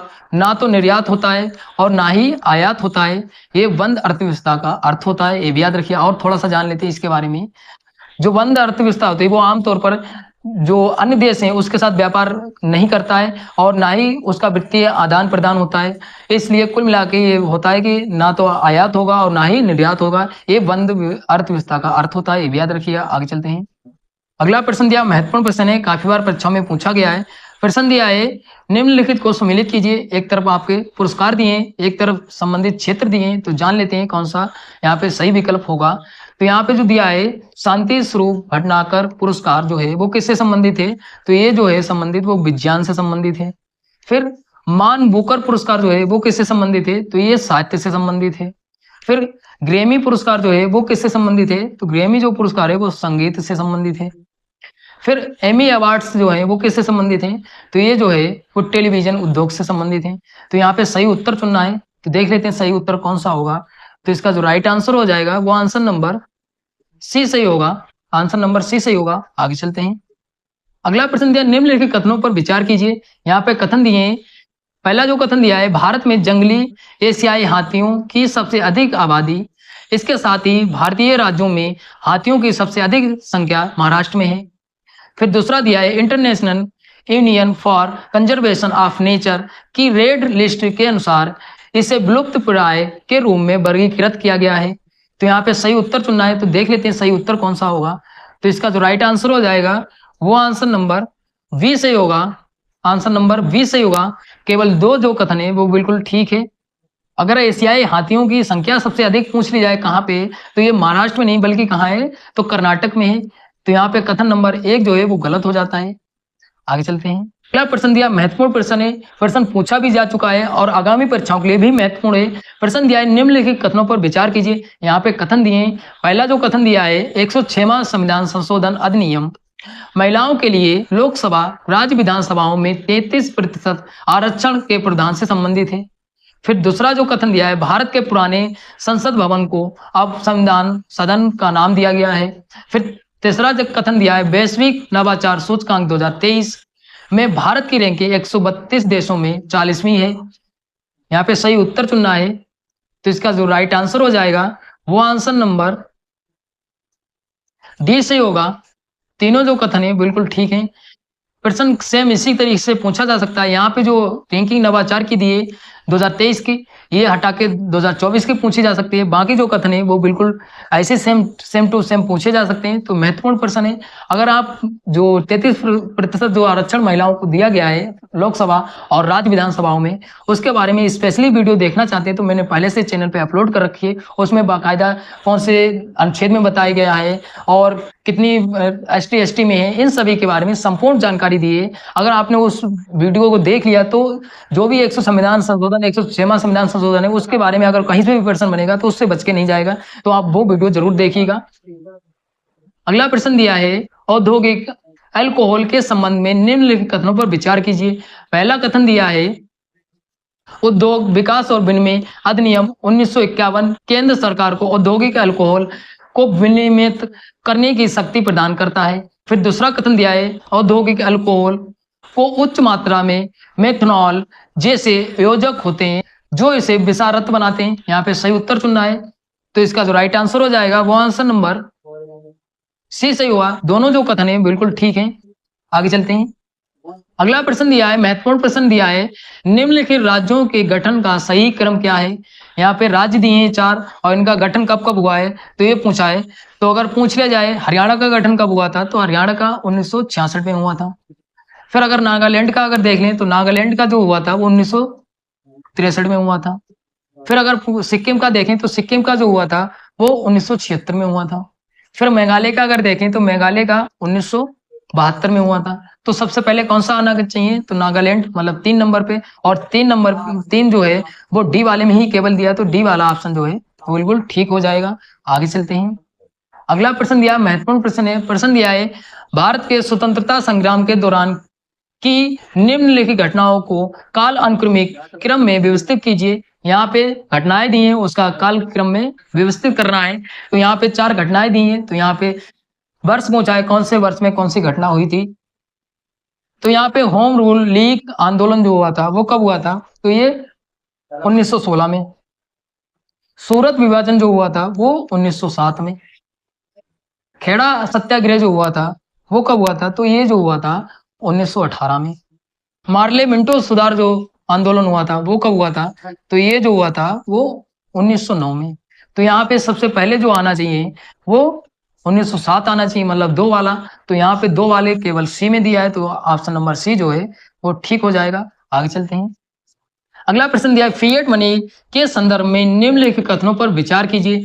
पहला कथन दिया है, ये एक मुद्रा है जिसे सरकार ने वैध मुद्रा घोषित किया है। अगला कथन दिया है, हाइपर इन्फ्लेक्शन के दौरान इसका मूल्य बढ़ जाता है। अगला कथन दिया है, ये एक भौतिक वस्तु द्वारा समर्थित होती है। तो यहाँ पे सही उत्तर चुनना है। देख लेते हैं सही उत्तर कौन सा होगा। तो इसका जो राइट आंसर होगा वो आंसर नंबर 20 सही हुआ। कथन 2 और 3 जो है बिल्कुल ठीक है। अगला प्रश्न दिया, निम्नलिखित कथनों पर विचार कीजिए। यहाँ पे कथन दिए हैं। पहला कथन दिया, भारत का सबसे बड़ा कानूनी अधिकारी अटॉर्नी जनरल है। फिर दूसरा दिया है, राज्य का सबसे बड़ा कानूनी अधिकारी एडवोकेट जनरल है। तो यहाँ पे सही उत्तर चुनना है। तो यहाँ पे सही उत्तर देख लेते हैं कौन सा होगा। सही उत्तर जो होगा वो आंसर नंबर इसका सी सही होगा। दोनों जो कथन है बिल्कुल ठीक है। जो अटॉर्नी जनरल जो होता है उसकी अगर नियुक्ति पूछ लिया जाए तो अनुच्छेद 76 के तहत बताया गया है, ये भी याद रखिएगा। और इसकी नियुक्ति किसके द्वारा की जाएगी तो अनुच्छेद 76 के तहत जो मंत्रिमंडल होगी वो उसके द्वारा। और किसके द्वारा नियुक्ति किसके द्वारा वो भारत के राष्ट्रपति द्वारा। लेकिन किसकी अनुमति पे होगी तो मंत्रिमंडल की अनुमति पे होगी, ये भी याद रखिएगा। आगे चलते हैं। अगला प्रश्न दिया, महत्वपूर्ण प्रश्न है। प्रश्न दिया है, मनसबदारी जागीरदारी व्यवस्था के अंतर के संबंध में निम्नलिखित कथनों पर विचार कीजिए। यहाँ पे पहला जो कथन दिया है, मनसबदार केवल मुगल साम्राज्य की सैन्य जरूरतों को पूरा करने के लिए जिम्मेदार थे, जबकि जहांगीरदार सौंपे गए क्षेत्र की वित्तीय व्यवस्था के रखरखाव के लिए जिम्मेदार थे। फिर दूसरा जो कथन दिया है, मनसबदारी प्रणाली जागीरदारी प्रणाली का एक अभिन्न अंग थी जो अकबर के अधीन विकसित हुई थी। यहाँ पे सही उत्तर चुनना है। तो सही उत्तर देख लेते हैं कौन सा होगा। तो यहाँ पे जो सही उत्तर है वो आंसर नंबर इसका ए सही हुआ। केवल एक जो कथन है बिल्कुल ठीक है। और थोड़ा सा इसके बारे में जान लेते हैं। जो मनसबदार था वो सैन्य पृष्ठभूमि के लोगों के होते थे और जिन्हें छोटे छोटे क्षेत्रों में मुखिया बनाया जाता था, ये भी याद रखिए। मनसबदार कहा जाता था उनको जो मुखिया बनाए जाते थे। अधिकारियों और आकार क्षमताओं के लिए अपने अपने क्षेत्रों में सैन्य इकाइयों को बनाए रखने का कर्तव्य दिया जाता था। और जहांगीरदारी जो थी प्रणाली वो मनसबदारी प्रणाली का एक अभिन्न अंग थी जो अकबर के अधीन विकसित हुई थी, ये बिल्कुल बात ठीक है। आगे चलते हैं। अगला प्रश्न दिया, निम्नलिखित में से कौन सा सही सुमेलित नहीं है। यहाँ पे नहीं पूछा है। प्रश्न को भी बड़े ध्यान से पढ़िएगा। यहाँ पे एक तरफ झील दी है और राज्य दिए हैं, तो यहाँ पे कौन सा सम्मिलित नहीं है ये पूछा है। तो इसका जो राइट आंसर होगा वो आंसर नंबर डी वाला सही हुआ। रूपकुंड जो है वो हिमाचल प्रदेश नहीं है बल्कि कहाँ है तो उत्तराखंड में है, ये भी याद रखिए उत्तराखंड में। और ये जो है रूपकुंड, ये जो झील है वो कंकाल झील भी बोला जाता है इसको, है ये भी याद रखिएगा। और ये कहाँ पे स्थित है उत्तराखंड में तो उत्तराखंड के चमोली जिले में स्थित है, ये भी याद रखिएगा। चमोली जिले स्थान भी पूछा जा सकता है, तो चमोली जिले में उत्तराखंड के स्थित है। और एक कंकाल झील भी बोली जाती है इसको। और ये किस लिए प्रसिद्ध है तो इसमें 500 से अधिक जो है वो कंकाल पाए गए थे, इसलिए कंकाल झील बोली जाती है इसको, ये भी याद रखिएगा। आगे चलते हैं। अगला प्रश्न दिया, संसद की संयुक्त बैठक के संदर्भ में कौन सा कथन सही है? यहाँ पे सही कथन पूछा है, तो देख लेते हैं। पहला जो कथन दिया है यहाँ पे वो दिया है, अनुच्छेद 109 कुछ मामलों में दोनों सदनों की संयुक्त बैठक का प्रावधान करता है। फिर यहाँ पे दूसरा कथन दिया है, अध्यक्ष संसद के दोनों सदनों की संयुक्त बैठक की अध्यक्षता करता है। तो यहाँ पे सही उत्तर चुनना है। तो यहाँ पे जो सही उत्तर होगा इसका वो आंसर नंबर बी सही होगा। यहाँ पे दो जो कथन है बिल्कुल ठीक है। जो लोकसभा जो होता है स्पीकर, वो संसद के दोनों सदनों की अध्यक्षता करता है, ये बिल्कुल बात ठीक है। और ओम बिरला जी अभी हाल ही में स्पीकर बनाए गए हैं, ये भी याद रखिए, अध्यक्ष बनाए गए हैं, ये भी याद रखिएगा। कथन नंबर 1 इसलिए गलत हो जाता है कि दोनों सदनों की संयुक्त बैठक जो है वो अनुच्छेद 108 जो है वो प्रावधान करता है, यहाँ पे 109 दिया था, इसलिए कथन नंबर 1 जो है वो गलत हो जाता है, ये भी याद रखिएगा। और अगर जो संसद का अध्यक्ष है अगर वो अनुपस्थिति है उसकी, तो संसद के जो सदस्य हैं उनमें से अध्यक्षता करेगा, लेकिन कब करेगा? तो ये जो है वो राष्ट्रपति जो कहेगा वही आदमी अध्यक्षता करेगा दोनों सदनों की, ये भी याद रखिएगा। यहाँ पे फिर दिया है, भारतीय संविधान का अनुच्छेद 108 जो है वो संसद के दोनों सदनों की संयुक्त बैठक का प्रदान करता है, ये भी याद रखिएगा। जो लोकसभा अध्यक्ष होता है वो संयुक्त बैठक की अध्यक्षता करता है, लेकिन अगर उसको वो नहीं है, अनुपस्थित है, तो उसकी जो अध्यक्षता है वो उपाध्यक्ष करेगा, या राष्ट्रपति द्वारा चुना गया लोकसभा का कोई भी सदस्य अध्यक्षता करेगा, ये भी याद रखिएगा। अगला प्रश्न दिया है, उत्तर प्रदेश के संबंध में अग्रलिखित में से कौन सा कथन सही सुमिलित नहीं है? यहाँ पे नहीं पूछा है, तो यहाँ पे देख लेते हैं। यहाँ पे जो राजकीय पक्षी दिया है वो पहाड़ी मैना दिया है। फिर जो राजकीय पशु है बारहसिंगा। फिर राजकीय वृक्ष अशोक। जो राजकीय पुष्प है वो पलाश। तो यहाँ पे सही उत्तर चुनना है, तो इसका जो राइट आंसर हो जाएगा वो आंसर नंबर सी सही होगा। एक जो है वो सही सुमिलित नहीं है। जो राष्ट्रीय पक्षी है वो साइरस क्रेन है, ये भी याद रखिए, साइरस क्रेन। आगे चलते हैं। फिर अगला प्रश्न दिया, निम्नलिखित नदियों को उनके उद्गम स्थल से सम्मिलित कीजिए। यहाँ पे एक तरफ नदी दी है और एक तरफ उद्गम स्थान दिया है, तो देख लेते हैं कौन सा सही सम्मिलित होगा। तो यमुना का जो होगा वो 4 नंबर पे जाएगा, यमुनोत्री। तो यहाँ पे आप देख भी सकते हैं यहाँ पे मैचिंग में। तो यहाँ पे पहली बात तो आप अगर यमुना मिलाएंगे तो पहले ही आंसर मिल जाएगा डी वाला, क्योंकि यहाँ पे 4 वाला जो है, पहला वाला 4 जो है वो डी में दिया है, तो यहाँ पे पहले ही आंसर मिल जाएगा। और कृष्णा जो है वो कहाँ जाएगी? तो कृष्णा जो है महाबलेश्वर। फिर गोदावरी जो है वो कहाँ से निकलती है? तो नासिक से। फिर महानदी जो है सिहावा पर्वत से निकलती है, तो यहाँ पे डी वाला ऑप्शन जो है वो सही होगा। आगे चलते हैं। अगला प्रश्न दिया, आगामी लोकसभा चुनाव 2024 कौन सी लोकसभा के लिए चुनाव होंगे? तो यहाँ पे जो होगा वो 18वीं लोकसभा का चुनाव है, वो हो चुका है, ये भी याद रखिएगा। और कितने चरणों में हुआ है? तो 7 चरणों में चुनाव हुआ है, ये भी याद रखिएगा। कब से कब तक? तो 19 अप्रैल से 1 जून तक ये चुनाव चला था। अब मोदी जी फिर से तीसरी बार जो है वो प्रधानमंत्री बन चुके हैं।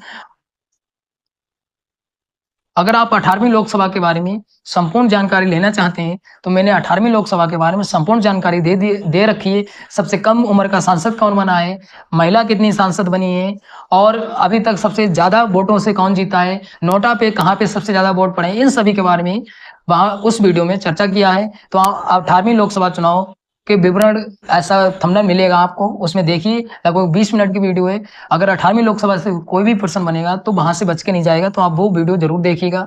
आगे चलते हैं। प्रश्न दिया है, उत्तर प्रदेश राज्य निम्नलिखित में से कौन से भारतीय राज्यों के साथ अपनी सीमा साझा करता है? तो यहाँ पे सबसे इंपॉर्टेंट है प्रश्न। तो यहाँ पे 6 राज्य दिए हैं, तो यहाँ पे बताना है कौन सी जो है वो राज्य जो है वो सीमा साझा करते हैं। तो यहाँ पे देख लेते हैं, तो इसका जो राइट आंसर होगा, तो 6 राज्य हैं, 6 राज्य ही सीमा साझा करते हैं। और जान लेते हैं इसके बारे में है। उत्तर प्रदेश राज्य जो है वो 8 राज्यों से और 1 केंद्र शासित प्रदेश से अपनी सीमा साझा करता है। तो अगर केंद्र शासित प्रदेश पूछ लिया जाए तो दिल्ली है, अगर राज्य पूछ लिया जाए तो उत्तराखंड है, हिमाचल प्रदेश है, हरियाणा, राजस्थान, मध्य प्रदेश, छत्तीसगढ़, झारखंड और बिहार, ये 8 राज्य हैं और 1 केंद्र शासित प्रदेश से सीमा साझा करता है। कौन? तो उत्तर प्रदेश, ये भी याद रखिएगा। अगर उत्तर प्रदेश के बारे में पूछ लिया जाए तो उत्तर प्रदेश में 75 जिले हैं, ये भी याद रखिएगा। और सबसे इंपॉर्टेंट है कि जो उत्तर प्रदेश है जनसंख्या की दृष्टि से सबसे बड़ा राज्य है। अगर क्षेत्रफल की दृष्टि से पूछ लिया जाए तो राजस्थान है, ये भी याद रखिएगा। प्रश्न दिया है, जूल और अर्घ के बीच क्या संबंध है? तो इसका जो राइट आंसर हो जाएगा वो आंसर नंबर ए से होगा। जूल 1 जूल बराबर होता है 10 की पावर 7 अर्घ। आगे चलते हैं। अगला प्रश्न दिया है, महत्वपूर्ण प्रश्न है, काफी बार परीक्षाओं में पूछा गया है। प्रश्न दिया है, निम्नलिखित घटनाओं पर विचार करें। इन्हें शुरू करते हुए सबसे पहले से अंतिम गतिविधि तक सही काल अनुक्रमिक क्रम में व्यवस्थित कीजिए। देख लेते हैं कौन सा सही होगा उत्तर इसका। यहाँ पे जो पहला दिया है, प्रारूप समिति की नियुक्ति पूछा है, तो प्रारूप समिति की जो नियुक्ति हुई थी वो 29 अगस्त 1947। फिर संविधान को अंगीकृत कब किया गया? तो संविधान को जो अंगीकृत किया गया था वो 26 नवंबर 1949 को। फिर लागू कब किया गया? तो लागू जो किया गया था वो 26 जनवरी 1950 को। फिर अगर यहाँ पे पूछा है संविधान सभा की प्रथम बैठक, तो ये प्रथम बैठक कब हुई थी? तो 9 दिसंबर 1946 को।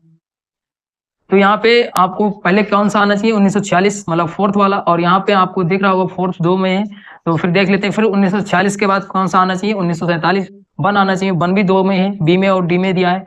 फिर यहाँ पे कौन सा आना चाहिए? 1949 मतलब 2 वाला किस में? तो डी वाले में है। तो डी वाला ऑप्शन जो है वो बिल्कुल सही सम्मिलित हो जाएगा। अगर संविधान सभा का गठन पूछ लिया जाए कब हुआ था, तो संविधान सभा का जो गठन हुआ था वो जुलाई 1946 में हुआ था। और प्रथम बैठक कभी थी? तो 9 दिसंबर 1946 को हुई थी। और जान लेते इसके बारे में। संविधान सभा की प्रथम बैठक जो हुई थी वो 9 दिसंबर 1946 को हुई थी। और संविधान सभा का मुख्य उद्देश्य क्या था? तो मुख्य कार्य जो था वो संविधान का स्थापना करना या संविधान भारतीय संविधान का निर्माण करना, इसका मुख्य उद्देश्य था। ये भी याद रखिएगा। भारतीय संविधान को बनाने के लिए एक मसौदा संविधान सभा ने तैयार किया था। उस मसौदा मतलब प्रारूप समिति तैयार की थी। प्रारूप समिति की जो नियुक्ति की गई थी वो 29 अगस्त 1947 को की गई थी। किसकी अध्यक्षता में की गई थी? तो ये डॉक्टर भीमराव अंबेडकर की अध्यक्षता में बनाई गई थी। ये भी याद रखिएगा। इसको मसौदा समिति भी बोलते हैं, प्रारूप समिति भी बोलते हैं और ड्राफ्टिंग कमेटी भी बोलते हैं। तो ये आप याद रखिएगा तीनों नाम। और पूछ लिया जाए संविधान सभा के जो पहले अध्यक्ष कौन है, तो संविधान सभा के जो पहले अध्यक्ष बनाए गए थे वो डॉक्टर सच्चिदानंद सिन्हा बनाए गए। बाद में कौन बनाया गया? तो डॉक्टर राजेंद्र प्रसाद बनाए गए थे। याद रखिएगा। और यही जो डॉक्टर सच्चिदानंद सिन्हा थे अस्थायी सदस्य थे, और जो स्थायी सदस्य थे डॉक्टर राजेंद्र प्रसाद थे। याद रखिएगा संविधान सभा के। और अंगीकृत कब किया गया था? तो 26 नवंबर 1949 को अंगीकृत किया गया था। फिर पूछ लिया जाए संविधान को लागू कब किया गया? तो संविधान को लागू जो किया गया था 26 जनवरी 1950 को लागू किया गया था। ये भी याद रखिएगा। फिर पूछ लिया जाए संविधान सभा में सदस्य कितने थे? तो संविधान सभा में जो सदस्य थे वो 389 थे। फिर अगर पूछ लिया जाए जो मसौदा समिति थी उसमें सदस्य कितने थे? तो 7 सदस्य थे। ये याद रखिएगा। और संविधान सभा की अंतिम बैठक अगर पूछ लिया जाए कब हुई थी, तो संविधान सभा की जो अंतिम बैठक हुई थी वो कब हुई थी? तो 24 जनवरी 1950 को हुई थी। और पहली बैठक 9 दिसंबर 1946 को हुई थी। उसके बाद अंतिम बैठक 24 जनवरी 1950 को हुई। ये भी याद रखिएगा। इसी दिन जो राष्ट्रीय गान है उसको राष्ट्रीय मान्यता भी दी गई थी। ये भी याद रखिएगा। तो इतनी जानकारी है संविधान सभा के बारे में, प्रारूप समिति के बारे में। ये भी याद रखिएगा। आगे चलते हैं। अगला प्रश्न दिया है, स्थिर दाब पर गैस का आयतन परम ताप के समानुपाती है, एक किसका नियम है? राइट आंसर हो जाएगा वो आंसर नंबर ए, चार्ल्स का नियम है। याद रखिएगा। आगे चलते हैं। अगला प्रश्न दिया है, आप कार में जा रहे हो, आसमान से बिजली गिरने वाली हो, तो सुनिश्चित करने के लिए, तो उसको मतलब बचने के लिए उसके क्या करना चाहिए? तो इसका तो राइट आंसर हो जाएगा वो आंसर नंबर ए सही होगा। कार की खिड़कियां जो है वो बंद कर लेंगे। आगे चलते हैं। अगला प्रश्न दिया, महत्वपूर्ण प्रश्न है। प्रश्न दिया है, निम्नलिखित में से कौन सा जोड़ा सही सुमेलित नहीं है? यहाँ पे नहीं पूछा है। ये भी प्रश्न को बड़ी ध्यान से पढ़िएगा। यहाँ पे राज्य दिए हैं और लोकसभा सदस्य दिए हैं, तो यहाँ पे बताना है कौन सा सुमेलित नहीं है। तो इसका जो राइट आंसर हो जाएगा वो आंसर नंबर ए सही होगा। उत्तराखंड में जो लोकसभा सीटें हैं वो कितनी है? तो लोकसभा सीटें जो है वो 5 हैं। अगर विधानसभा सीटें पूछ ली जाए तो विधानसभा सीटें जो है वो 17 हैं उत्तराखंड में। ये भी याद रखिएगा। अगर आप लोकसभा चुनाव के बारे में संपूर्ण वीडियो देखना चाहते हैं तो मैंने 18वीं लोकसभा चुनाव विवरण के नाम से एक वीडियो अपलोड की है, तो वहां पे आप जाइए। उसमें कौन सांसद बना है, कौन सबसे कम उम्र का बना है, कौन सबसे अधिक उम्र का बना है, सबसे ज्यादा किसको वोट मिले हैं, और नोटा पे सबसे ज्यादा कहाँ पे वोट पड़े हैं, तो इन सभी के बारे में मैंने वहां पे कंप्लीटली वीडियो बनाई लगभग 20 मिनट की। उसमें अगर लोकसभा के बारे में कोई भी प्रश्न बनेगा तो उससे बच के नहीं जाएगा, तो आप वो वीडियो जरूर देखिएगा। अब चलते हैं। अगला प्रश्न दिया, निम्नलिखित में से कौन सा आश्रम भारत में महात्मा गांधी द्वारा स्थापित किया गया था? यहाँ पे 4 आश्रम दिए हैं, साबरमती आश्रम, कोचरम आश्रम, सेवाग्राम आश्रम, टॉलस्टॉय फार्म। तो यहाँ पे सही उत्तर चुनना है। तो देख लेते हैं कौन सा सही उत्तर होगा। यहाँ पे जो राइट आंसर होगा वो आंसर नंबर सी सही होगा। हालांकि जो 4 आश्रम दिए हैं यहाँ पे चारों आश्रमों की जो है स्थापना महात्मा गांधी ने ही की थी, लेकिन जो टॉलस्टॉय जो फार्म है इसकी स्थापना दक्षिण अफ्रीका में की थी। इसलिए यहाँ पे भारत का पूछा था तो भारत में 3 ही आश्रमों की स्थापना की थी, साबरमती आश्रम, कोचरम आश्रम और सेवाग्राम आश्रम। और जान लेते इसके बारे में। जो साबरमती आश्रम है इसको हरिजन आश्रम भी कहा जाता है, ये भी याद रखिए। इसकी स्थापना महात्मा गांधी द्वारा अहमदाबाद के निकट साबरमती में की गई थी। ये 1917 से 1930 तक महात्मा गांधी का घर था, ये भी याद रखिएगा। भारतीय स्वतंत्रता संग्राम के मुख्य केंद्र में एक रूप में कार्य किया। और फिर आता है सेवाग्राम आश्रम के बारे में जान लेते हैं। सेवाग्राम आश्रम की स्थापना वर्धा में 30 अप्रैल 1936 में की गई थी।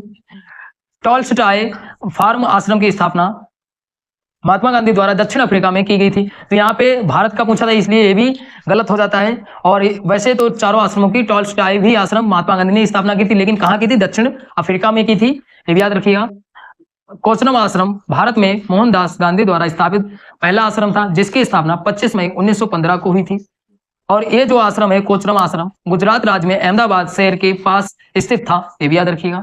अगला प्रश्न दिया है, राष्ट्रीय हरित अधिकरण के संबंध में निम्नलिखित कथनों में से कौन सा कथन गलत है? यहाँ पे गलत कथन पूछा है, देख लेते हैं कौन सा कथन गलत है। यहाँ पे 3 कथन दिए हैं।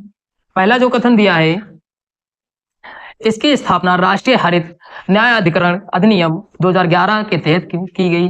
फिर दूसरा कथन दिया है, इसमें एक पूर्णकालिक अध्यक्ष, न्यायिक सदस्य, विशेषज्ञ सदस्य शामिल होते हैं। फिर तीसरा कथन दिया है, पर्यावरण से संबंधित महत्वपूर्ण प्रश्नों के मामलों पर ट्रिब्यूनल का मूल क्षेत्र अधिकार है। तो यहाँ पे देख लेते हैं सही उत्तर कौन सा होगा। इसका जो राइट आंसर होगा वो आंसर नंबर ए सही होगा। कथन 1 जो है वो गलत बता रहा है, जो अधिनियम था वो 2010 का था, ये भी याद रखिएगा। और यहाँ पे गलत ही पूछा था। आगे चलते हैं। अगला प्रश्न दिया है, प्रोजेक्ट आकाश तीर के संबंध में निम्नलिखित कथनों पर विचार कीजिए। यहाँ पे कथन दिए हैं।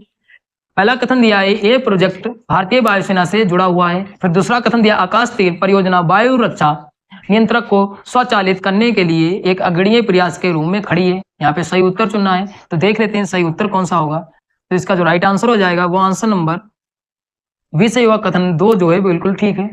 आगे चलते हैं। अगला प्रश्न दिया, महत्वपूर्ण प्रश्न है। प्रश्न दिया है, वर्ष 2023 में जोहान्सबर्ग में आयोजित 15वें ब्रिक्स शिखर सम्मेलन से ब्रिक्स का विस्तार हुआ, जिससे ये ब्रिक्स प्लस बन गया।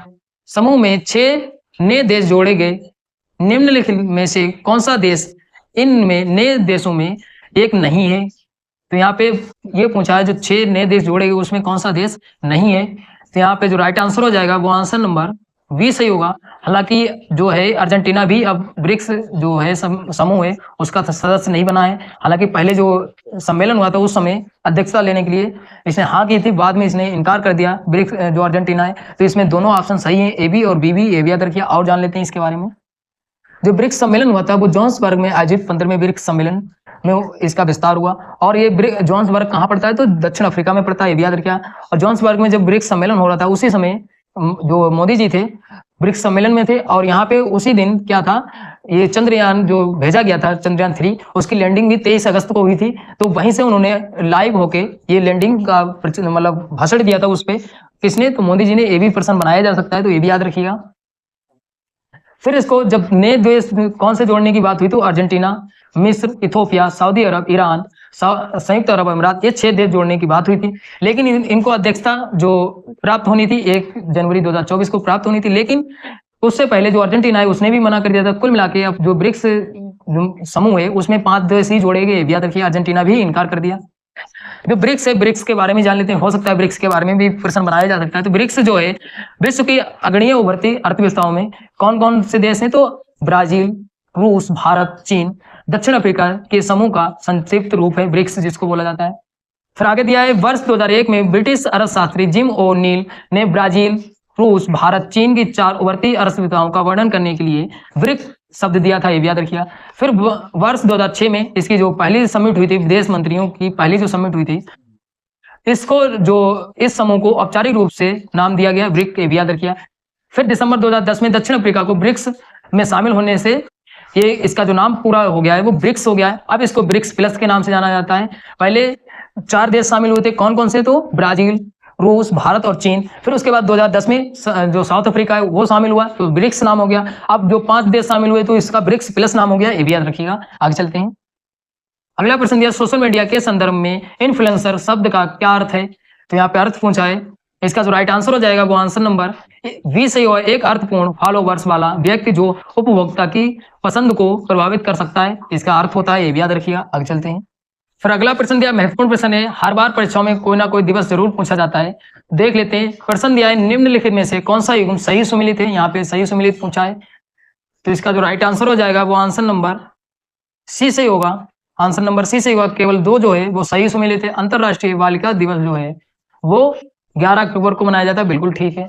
फिर अगर पूछ लिया जाए विश्व मानवाधिकार दिवस है जो एक कब मनाया जाता है, तो 10 दिसंबर को मनाया जाता है।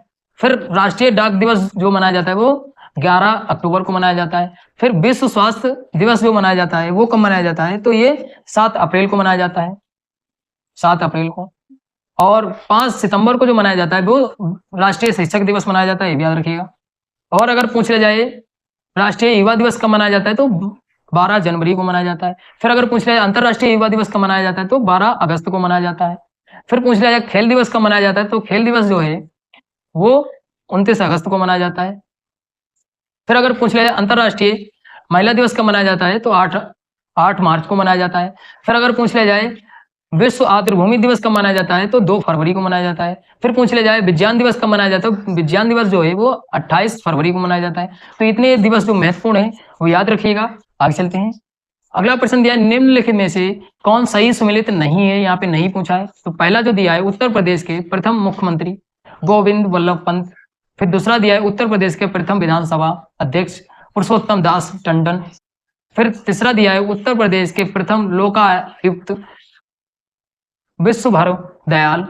फिर चौथा दिया है उत्तर प्रदेश की प्रथम महिला मुख्यमंत्री सुचेता कृपालिनी। यहाँ पे सही उत्तर चुनना है, देख लेते हैं।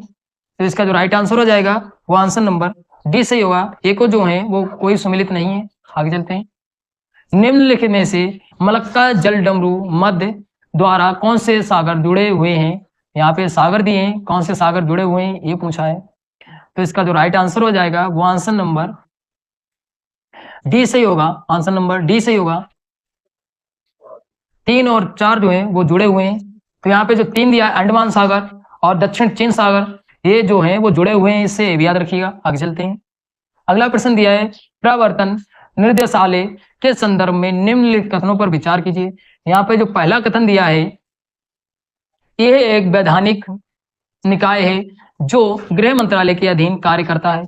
फिर दूसरा दिया है इसे विदेशी मुद्रा प्रबंधन अधिनियम धन शोधन निवारण अधिनियम के प्रावधानों को लागू करने का कार्य सौंपा गया है। फिर तीसरा दिया है प्रवर्तन निर्देशालय के निर्देशक का न्यूनतम कार्यकाल 2 वर्ष है जिसे 5 वर्ष तक बढ़ाया जा सकता है। यहाँ पे सही उत्तर चुनना है, देख लेते हैं सही उत्तर कौन सा होगा। तो इसका जो राइट आंसर हो जाएगा वो आंसर नंबर सी सही होगा। केवल 2 जो कथन है बिल्कुल ठीक है।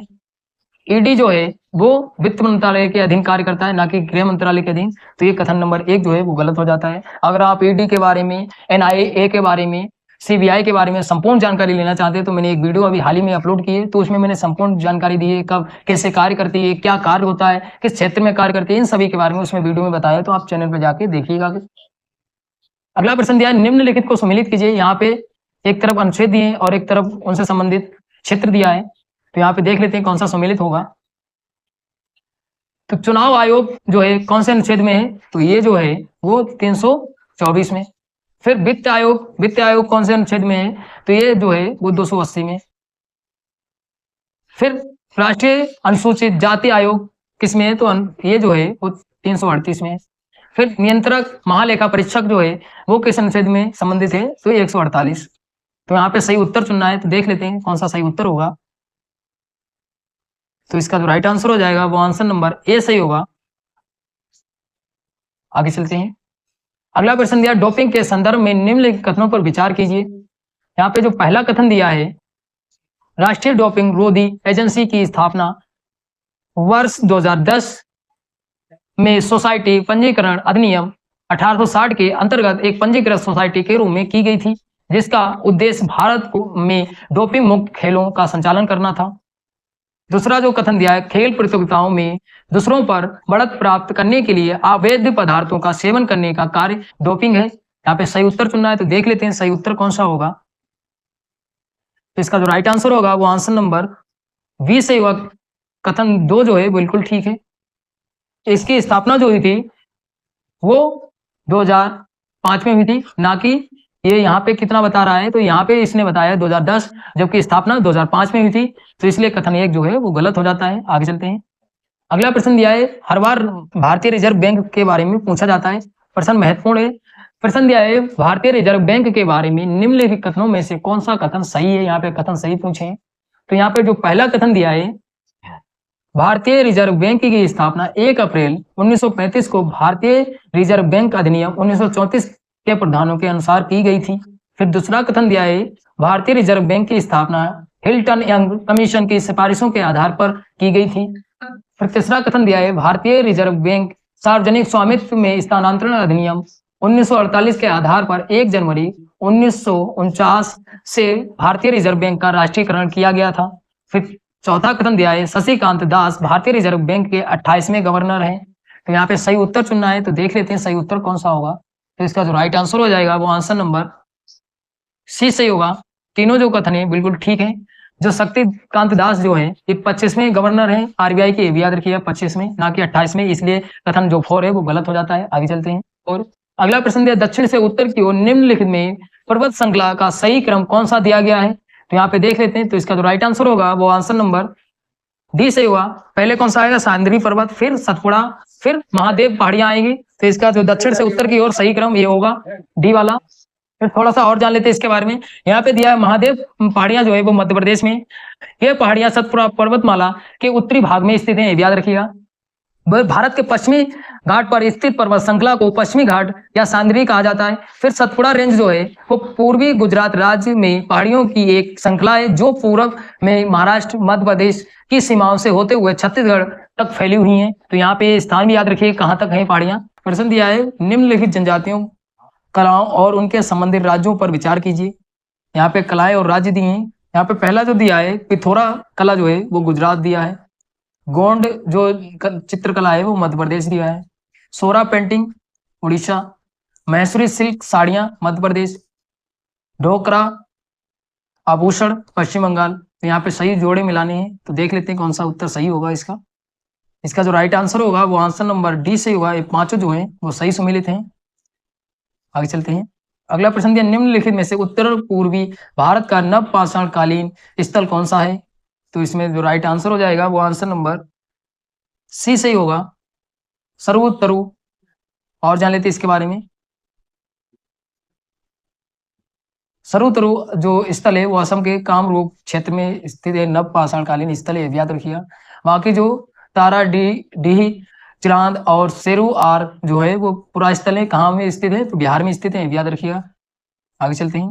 अगला प्रश्न दिया महत्वपूर्ण प्रश्न है। प्रश्न दिया है, निम्नलिखित में से कौन सी समिति पीपीपी मॉडल का अध्ययन और मूल्यांकन करने से संबंधित है। तो यहाँ पे देख लेते हैं। तो इसका जो राइट आंसर होगा वो आंसर नंबर डी सही होगा। आंसर नंबर डी सही होगा। केवल 3 जो है वो संबंधित है। विजय केलकर समिति जो है वो किससे संबंधित है, तो मूल्यांकन और किससे संबंधित है, पीपी मॉडल पर आधारित है, याद रखिएगा। अगला प्रश्न दिया, निम्नलिखित में से कौन पृथ्वी के पृष्ठ पर गतिज परिवर्तन लाने के लिए जिम्मेदार है। तो यहाँ पे दिया है, पहला जो दिया है विद्युत चुंबकीय विकिरण, फिर दूसरा दिया है भूतापीय ऊर्जा, फिर तीसरा दिया है गुरुत्वीय बल, फिर चौथा दिया है प्लेट संचलन, फिर पांचवा दिया है पृथ्वी घूर्णन, फिर छठवां दिया है पृथ्वी का परिक्रमण। तो यहाँ पे सही उत्तर चुनना है। तो देख लेते हैं। तो इसका जो राइट आंसर हो जाएगा वो आंसर नंबर डी सही होगा। आंसर नंबर डी सही होगा। आगे चलते हैं। अगला प्रश्न दिया, निम्नलिखित कथनों में से यंग बंगाल आंदोलन के संबंध में कौन सा कथन सही है। यहाँ पे कथन सही पूछा है। तो पहला जो दिया है कथन, मूर्ति पूजा और जातिवाद के विरुद्ध वैसे आयोजित की, महिलाओं के अधिकारों उनकी शिक्षा की वकालत की। फिर तीसरा दिया है पुरानी परंपराओं पतनशील रीति रिवाजों पर प्रहार किया। तो यहाँ पे सही उत्तर चुनना है। तो देख लेते हैं कौन सा सही उत्तर होगा। तो इसका जो राइट आंसर होगा वो आंसर नंबर डी सही होगा। जो तीनों कथन है बिल्कुल ठीक है। यंग बंगाल आंदोलन के संस्थापक पूछ ले तो हेनरी विवियन डेरोजियो थे, और ये जो थे वो कलकत्ता के हिंदू कॉलेज के अध्यापक थे, याद रखिए। इनके अनुयायियों को डेरोजियन उनके आंदोलन का यंग बंगाल मूवमेंट के नाम से जाना जाता है, याद रखिए। इन्होंने पुरानी परंपराओं पतनशील रीति रिवाजों पर प्रहार किया। फिर दिया है, इन्होंने महिलाओं के अधिकार उनकी शिक्षा की भी वकालत की। इसके साथ ही मूर्ति पूजा जातिवाद अंधविश्वासों के खिलाफ संघों की स्थापना की और बहस आयोजित की। तो ये इंपॉर्टेंट बन जाता है, अगली बार हो सकता है इनका नाम पूछा जा सकता है, यंग बंगाल के संस्थापक पूछे जा सकते हैं, तो ये याद रखिएगा। आगे चलते हैं। अगला प्रश्न दिया है, निम्नलिखित कथनों पर विचार कीजिए। पहला जो कथन दिया है यहाँ पे, या पृथ्वी के 75% ज्वालामुखी या 450 से अधिक ज्वालामुखी रिंग ऑफ फायर के किनारे स्थित हैं। फिर दूसरा कथन दिया, रिंग ऑफ फायर के पास ज्वालामुखियों भूकंपों की प्रचुरता क्षेत्रों में टेक्टोनिक प्लेटों की गति के कारण होती है। तो यहाँ पे संबंध पूछा है, तो देख लेते हैं कौन सा सही होगा। इसका जो राइट आंसर होगा वो आंसर नंबर ए सही होगा। कथन एक दोनों सही हैं और व्याख्या भी करता है। आगे चलते हैं। अगला प्रश्न दिया, निम्नलिखित कथनों पर विचार कीजिए। पहला कथन दिया है, यदि किसी ने स्वेच्छा से किसी विदेशी राज्य की नागरिकता प्राप्त कर ली है तो भी उसकी भारत की नागरिकता बनी रहेगी। फिर दूसरा कथन दिया है, प्रधानमंत्री की अध्यक्षता में केंद्रीय मंत्रिमंडल के पास नागरिकता के अधिग्रहण, समाप्ति और नागरिकता से संबंधित अन्य सभी मामलों के संबंध में कोई भी प्रावधान करने की शक्ति है। तो यहाँ पे देख लेते हैं सही उत्तर कौन सा होगा। तो इसका जो राइट आंसर होगा वो आंसर नंबर डी सही होगा। इनमें से कोई जो है वो कोई कथन जो है वो सही नहीं है। और जान लेते हैं इसके बारे में। अनुच्छेद 9 में बताया गया है, कोई भी व्यक्ति भारत का नागरिक नहीं माना जाएगा यदि उसने स्वेच्छा से किसी विदेशी राज्य की नागरिकता प्राप्त कर ली है, और वहां पे बताया था कि वो भारत का नागरिक भी माना जाएगा, इसलिए कथन एक गलत हो गया था। फिर दूसरे जान लेते हैं। अनुच्छेद 11 में ये बताया गया है कि संसद के पास नागरिकता के अधिग्रहण, समाप्ति और नागरिकता से संबंधित अन्य सभी मामलों के संबंध में कोई भी प्रावधान करने की शक्ति होगी। तो यहाँ पे अनुच्छेद 11 याद रखिएगा और अनुच्छेद 9 याद रखिएगा। आगे चलते हैं। अगला प्रश्न दिया है, निम्नलिखित में से कौन सा सही सुमेलित है। यहाँ पे सही सुमेलित पूछा, एक तरफ लोकगीत दिए और एक तरफ स्थान दिए, तो यहाँ पे सही उत्तर बताना है। तो इसका जो राइट आंसर होगा वो आंसर नंबर डी सही होगा। तीनों जो है वो सही सुमेलित हैं। भाभ्या जो है वो पश्चिम बंगाल का है। ढोला मारू जो है वो कहाँ का, राजस्थान का है। कजरी अगर पूछ लिया जाए तो उत्तर प्रदेश का है, उत्तर प्रदेश के लिए इंपोर्टेंट बन जाता है। आगे चलते हैं। अगला प्रश्न दिया, मनुस्मृति के संबंध में निम्नलिखित कथनों पर विचार कीजिए। यहाँ पर पहला कथन दिया है, ये महिलाओं को पैतृक संपत्ति संसाधनों पर समान अधिकार देता है। फिर दूसरा दिया है, ये वर्ण व्यवस्था पर कड़ा विरोध करता है। तो यहाँ पे सत्य उत्तर देखना है, तो देख लेते हैं कौन सा सही उत्तर होगा। तो इसका जो राइट आंसर होगा वो आंसर नंबर डी सही हुआ। जो दोनों कथन दिए हैं वो दोनों आ सकते हैं। आप जान लेते हैं इसके थोड़ा और बारे में। यहाँ पे बताया गया कि जो महिलाएं हैं वो पैतृक संपत्ति में समान अधिकार, ये बिल्कुल बात ठीक है, लेकिन जितने भी एक एक जो पिता होता है उसके जितने भी पुत्र होते हैं, पुत्र हो या पुत्री हो, उसको समान अधिकार होता है संपत्ति में। इसलिए यहाँ पे केवल महिला दिया था, यहाँ पे अगर संतान दिया होता तो बिल्कुल जो कथन एक था वो सही होता। और यहाँ पे जो है, जो मनुस्मृति में बताया गया है 4 वर्ण बताए गए, और यहाँ पे बताया है कि कड़ा विरोध करता है, बल्कि मनुस्मृति में ही वर्ण व्यवस्था का प्रावधान है, ये भी याद रखिए। और मनुस्मृति जो है वो कानूनी एक ग्रंथ है, ये भी याद रखिएगा। अगर पूछ लिया जाए मनुस्मृति किसने लिखी, तो मनु महाराज ने लिखी, ये भी याद रखिएगा। और मनुस्मृति में 4 वर्ण बताए गए हैं, ब्राह्मण, क्षत्रिय, वैश्य और शूद्र, 4 वर्ण बताए गए हैं। वर्णों के हिसाब से ही इसका कानून का जो कानून उसमें निर्णय लिया जाता था, वर्णों के हिसाब से ही निर्णय लिया जाता था, ये भी याद रखिएगा। आगे चलते हैं। अगला प्रश्न दिया, आप घड़ियालों को उनके प्राकृतिक आवास में देखना चाहते हैं तो निम्नलिखित में से कौन सी जगह उनको देखने के लिए सबसे अच्छी है। तो इसका जो राइट आंसर होगा वो आंसर नंबर ए से होगा, चंबल नदी। और जान लेते हैं इसके बारे में। घड़ियाल जो है वो साफ पानी के मगरमच्छ प्राकृतिक रूप से राष्ट्रीय चंबल घड़ियाल वन्य जीव अभ्यारण्य में पाए जाते हैं, ये भी याद रखिए कहाँ पाए जाते हैं, ये महत्वपूर्ण बन जाता है। फिर राष्ट्रीय चंबल अभ्यारण्य उत्तर प्रदेश, मध्य प्रदेश, राजस्थान के त्रिकोणीय जंक्शन पर स्थित है। एक कहाँ स्थित है और कौन से त्रिकोणीय पे स्थित है, कौन से राज्य हैं, तो ये इंपॉर्टेंट बन जाता है, ये याद रखिएगा, यूपीपीसीएस के लिए सबसे इंपॉर्टेंट है। आगे चलते हैं। अगला प्रश्न दिया है, चोल शिलालेखों में वर्णित भूमि की श्रेणियों को संदर्भ में निम्नलिखित में से कौन से कथन सही सुमेलित हैं। यहाँ पे कथन दिए हैं। पहला जो कथन दिया है, बेलन बगाई गैर ब्राह्मण किसान मालिकों की भूमि। फिर दूसरा दिया है, ब्रह्मादेवी ब्राह्मणों को दान में दी गई भूमि। फिर तीसरा दिया है, साल भोग विद्यालयों के रख रखाव के लिए भूमि। फिर चौथा दिया है, पल्ली छद्म जैन संस्थाओं को दान की गई भूमि। यहाँ पे सही उत्तर चुनना है, तो देख लेते हैं। तो इसका जो राइट आंसर होगा वो आंसर नंबर डी सही हुआ। ये जो सही है, चारों मिलान जो है वो बिल्कुल ठीक है। और ये जो है वो सीटेड के लिए भी इंपॉर्टेंट है ये प्रश्न, क्योंकि सीटेड में भी हर बार पूछा जाता है। यहाँ पे नाम दे दिया जाएगा, साल भोग कौन सी भूमि होती है, तो ये महत्वपूर्ण बन जाता है सीटेड के लिए भी। आगे चलते हैं। फिर यहाँ पे अगला प्रश्न दिया है, भारत का संविधान अल्पसंख्यकों के लिए निम्नलिखित में से कौन से संरक्षण प्रदान करता है? तो यहाँ पे कथन दिए हैं। पहला जो कथन दिया है यहाँ पे, भारत के क्षेत्र में रहने वाले नागरिकों के लिए किसी भी वर्ग की अपनी एक अलग भाषा, लिपि, संस्कृति है, उसे संरक्षित करने का अधिकार है। फिर दूसरा कथन दिया है, सभी अल्पसंख्यकों, चाहे वे धर्म, भाषा पर आधारित हों, को अपनी पसंद के शिक्षण संस्थानों की स्थापना, प्रशासन करने का अधिकार है। फिर तीसरा दिया है, राष्ट्रपति द्वारा भाषाई अल्पसंख्यकों के लिए एक विशेष अधिकारी की नियुक्ति की गई है। यहाँ पे सही उत्तर चुनना है, तो देख लेते हैं सही उत्तर कौन सा होगा।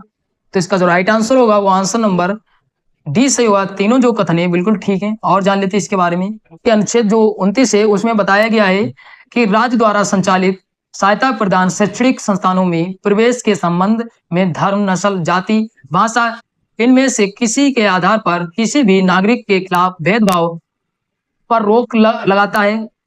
अनुच्छेद 30 के अनुसार बताया गया कि धर्म, भाषा पर आधारित सभी अल्पसंख्यक वर्गों को अपनी रुचि की शिक्षा संस्थानों की स्थापना, प्रशासन का अधिकार होगा। यह अनुच्छेद 30 में बताया गया है। फिर आगे चलते हैं। अगला अनुच्छेद जो दिया है 350 भी, इसमें बताया गया कि भाषाई अल्पसंख्यकों के लिए एक विशेष अधिकारी की नियुक्ति का प्रदान करता है। कौन सा अनुच्छेद? तो अनुच्छेद 350 भी। ये अनुच्छेद भी याद रखिएगा। आगे चलते हैं। अगला प्रश्न दिया, बंगाल की खाड़ी क्षेत्र में चक्रवातों की उत्पत्ति के लिए निम्नलिखित में से कौन से कारक जिम्मेदार हैं? चक्रवाती बमर के निर्माण के लिए कोरियोलिस बल की अनुपस्थिति। फिर दूसरा दिया है ऊर्ध्वाधर हवा की गति में निम्न परिवर्तन। फिर तीसरा दिया है पहले से मौजूद कमजोर निम्न दाब वाला क्षेत्र। फिर चौथा दिया है समुद्र तल प्रणाली के ऊपर ऊपरी विचलन।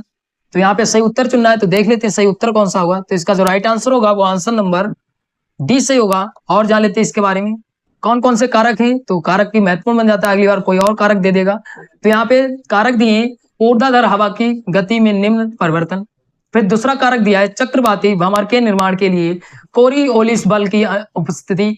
अगला कारक दिया है पहले से मौजूद कमजोर निम्न दाब वाला क्षेत्र, निम्न स्तर का चक्रवाती परिसंचरण। फिर अगला दिया समुद्र तल प्रणाली के ऊपर ऊपरी अपसरण। फिर अगला कारक दिया है समुद्र सतह पर तापमान 27 डिग्री सेल्सियस से अधिक। तो ये कारक है, ये भी याद रखिए, अगली बार हो सकता है इनमें से कोई और कारक दे दे। आगे चलते हैं।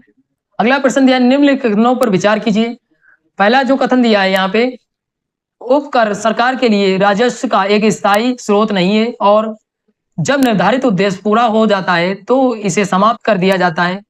फिर दूसरा कथन दिया उपकर प्रत्यक्ष अप्रत्यक्ष दोनों प्रकार के करों के अतिरिक्त वसूला जाता है। फिर तीसरा दिया है किसी विशेष उद्देश्य के लिए इकट्ठा किए गए उपकर का उपयोग या अन्य उद्देश्यों के लिए उपयोग किया जा सकता है। यहाँ पे सही उत्तर चुनना है, तो यहाँ पे देख लेते हैं सही उत्तर कौन सा होगा। तो इसका जो राइट आंसर होगा वो आंसर नंबर ए सही होगा। 1 और 2 जो कथन है बिल्कुल ठीक है। जो उपकर है वो एक विशेष सेवाओं के लिए विकास या कल्याण के लिए इकट्ठा किया जाता है, ये भी याद रखिएगा। अगला प्रश्न दिया है निम्नलिखित कथनों में से कौन सा कथन सही है। यहाँ पे सही कथन बताना है। पहला जो कथन दिया है क्षोभ मंडल की मोटाई भूमध्य रेखा पर सबसे अधिक होती है। फिर दूसरा कथन दिया है पृथ्वी से प्रेषित रेडियो तरंगे आयन मंडल द्वारा वापस पृथ्वी पर परावर्तित हो जाती हैं। फिर तीसरा दिया है समताप मंडल में ओजोन परत होती है। यहाँ पे सही उत्तर चुनना है, तो देख लेते हैं सही उत्तर कौन सा होगा। तो इसका जो राइट आंसर होगा वो आंसर नंबर डी सही होगा। आंसर नंबर डी सही होगा। ये तीनों जो कथन है बिल्कुल ठीक है। और जान लेते हैं इसके बारे में। क्षोभ मंडल वायुमंडल की सबसे निचली परत है, ये भी याद रखिएगा। क्षोभ मंडल की मोटाई भूमध्य रेखा पर सबसे अधिक होती है क्योंकि तीव्र संवहन धाराओं द्वारा ऊष्मा को बड़ी ऊंचाई तक पहुंचाया जाता है। फिर आगे दिया है समताप मंडल क्षोभ मंडल के ऊपर 50 किलोमीटर की ऊंचाई तक फैला है, इसमें ओजोन परत होती है। फिर आयनमंडल के बारे में जान लेते हैं। आयनमंडल दिया है आयनमंडल मध्य सीमा से 80 से 400 किलोमीटर ऊपर स्थित है। पृथ्वी से प्रेषित रेडियो तरंगे इस परत द्वारा वापस पृथ्वी पर परावर्तित हो जाती हैं। तो ये आयनमंडल, क्षोभ मंडल और समताप मंडल के बारे में जानकारी हो गई। आगे चलते हैं। अगला प्रश्न दिया निम्नलिखित कथनों में से कौन सा कथन सही है। यहाँ पे कथन सही पूछे। पहला कथन दिया है यहाँ पे भारत में आर्द्र भूमियों को पर्यावरण संरक्षण अधिनियम 1886 के तहत विनियमित किया जाता है। फिर दूसरा दिया है रामसर कन्वेंशन के तहत सूचीबद्ध भारत में वर्तमान मार्च 2024 में आर्द्र भूमियों की संख्या 70 है। फिर तीसरा दिया है रामसर सूची का उद्देश्य आर्द्र भूमियों का एक अंतरराष्ट्रीय नेटवर्क विकसित करना, बनाए रखना है जो वैश्विक जैविक विविधता के संरक्षण के लिए महत्वपूर्ण है। यहाँ पे सही उत्तर चुनना है, तो देख लेते हैं सही उत्तर कौन सा होगा। तो इसका जो राइट आंसर होगा वो आंसर नंबर सी सही होगा। 2 और 3 जो कथन है बिल्कुल ठीक है। जो रामसर साइट्स हैं अब वर्तमान में जो हो गई हैं वो 80 साइट्स हो गई हैं। अगर आप संपूर्ण वीडियो देखना चाहते हैं रामसर साइट्स के बारे में कौन सी 5 जोड़ी गई हैं, तो इन सभी के बारे में मैंने पहले से वीडियो बना रखी है। उसमें मैंने जितनी भी 80 साइट्स हो गई हैं उनकी सबकी लिस्ट दिखाई है, कौन कौन से राज्य में। अगर सबसे ज्यादा पूछ लिया तो तमिलनाडु में, फिर उससे कम है जो उत्तर प्रदेश में, ये भी याद रखिएगा।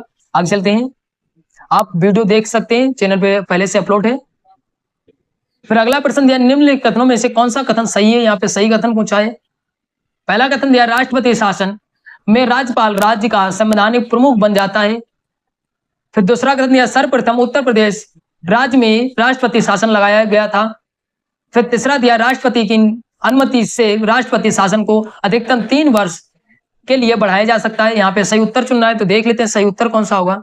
तो इसका जो राइट आंसर होगा वो आंसर नंबर 20 सही होगा। केवल एक जो कथन है बिल्कुल ठीक है। राज्यपाल जो होता है वो राज्य का प्रथम नागरिक होता है, ये भी याद रखिएगा। यहाँ पे और जान लेते हैं इसके बारे में।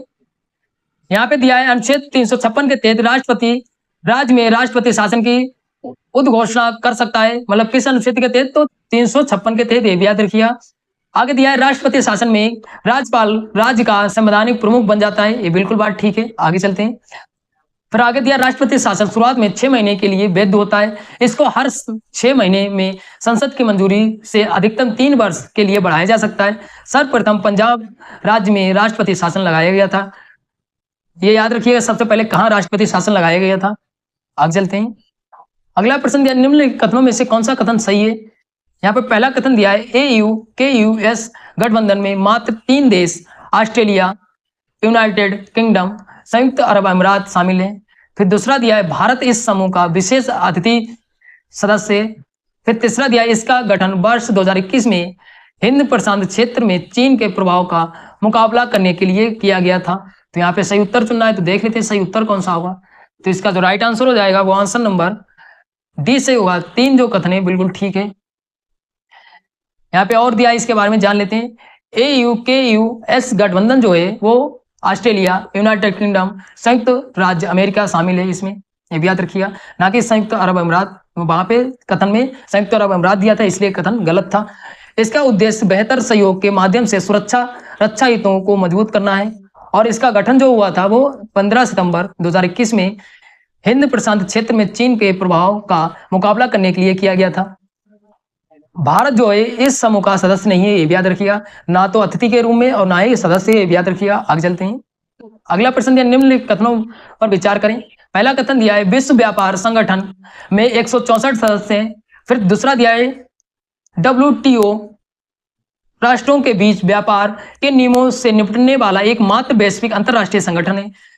फिर दिया है तीसरा, WTO अंतरराष्ट्रीय स्तर पर व्यापार करने की लागत में कटौती कर सकता है। यहाँ पे सही उत्तर चुनना है, तो देख लेते हैं सही उत्तर कौन सा होगा। तो इसका सही उत्तर जो होगा वो डी वाला होगा। तीनों जो कथन है बिल्कुल ठीक है। आगे जानते हैं। अगला प्रश्न दिया, सभी जीवों की कोशिकाएं मुख्य रूप से 6 तत्वों से बनी होती है। निम्नलिखित में से कौन सा इन तत्वों में एक नहीं है। यहाँ पे पूछा है कौन सा नहीं है, तो इसका जो राइट आंसर होगा वो आंसर नंबर डी वाला होगा, आंसर नंबर डी होगा। आगे चलते हैं। अगला प्रश्न दिया, निम्नलिखित में से किससे जैव इथेनॉल को जैव शोधन की प्रक्रिया के माध्यम से प्राप्त किया जा सकता है। तो यहाँ पे दिया है चावल का भूसा। फिर दूसरा दिया है समुद्री खरपतवार। फिर तीसरा दिया है भुट्टा। फिर चौथा दिया है नारियल पानी। फिर 5वां दिया है जलकुंभी। यहाँ पे सही उत्तर चुनना है, तो देख लेते हैं सही उत्तर कौन सा होगा। तो इसका जो राइट आंसर होगा वो आंसर नंबर ए सही होगा, आंसर नंबर ए सही होगा। जो 5 है इससे प्राप्त किया जा सकता है जैव इथेनॉल, ये भी याद रखिएगा। 1946 में गठित भारत की अंतरिम सरकार के संबंध में निम्नलिखित कथनों में से कौन से कथन सही है। यहाँ पे सही कथन पूछे हैं, तो देख लेते हैं कौन कौन से कथन है यहाँ पे। तो यहाँ पे जो पहला कथन दिया है, भारत की अंतरिम सरकार का गठन जून 1946 को जवाहरलाल नेहरू के नेतृत्व में किया गया था। फिर दूसरा कथन दिया है, ये भारत के इतिहास में एकमात्र ऐसा मंत्रिमंडल था जिसमें कांग्रेस मुस्लिम लीग दोनों के केंद्र में सत्ता साझा की। फिर तीसरा कथन दिया है, इस अंतरिम सरकार के मंत्रिमंडल में कृषि मंत्रालय डॉक्टर राजेंद्र प्रसाद के पास था। तो यहाँ पे सही उत्तर चुनना है, तो देख लेते हैं सही उत्तर कौन सा होगा। तो इसका जो राइट आंसर होगा वो आंसर नंबर डी से होगा। 2 और 3 जो कथन है वो बिल्कुल ठीक है। अगला प्रश्न दिया है, निम्नलिखित में से कौन सी जनजाति उसके समृद्ध क्षेत्र से सही सुमेलित है। यहाँ पे जनजातियां दी हैं और एक तरफ क्षेत्र दिए हैं। तो पहली जो जनजाति दी है पिगमीज कांगो दिया है, फिर मसाई जनजाति केन्या दिया, फिर तीसरी दी है बुशमैन आटाकामा रेगिस्तान। तो यहाँ पे सही उत्तर चुनना है, तो देख लेते हैं सही उत्तर कौन सा होगा।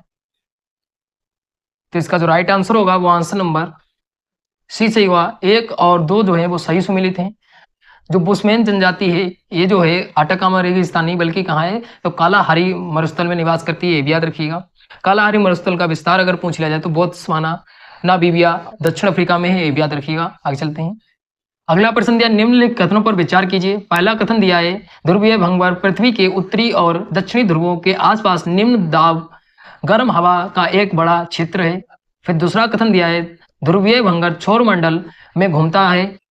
तीसरा कथन दिया है उत्तरी गोलार्ध में सर्दियों के दौरान ध्रुवीय भंगर कम स्थिर हो जाएगा, जिससे ठंडी आर्कटिक हवा संयुक्त राज्य अमेरिका के ऊपर दक्षिण की ओर चली जाएगी। तो यहाँ पे सही उत्तर चुनना है, तो देख लेते हैं सही उत्तर कौन सा होगा।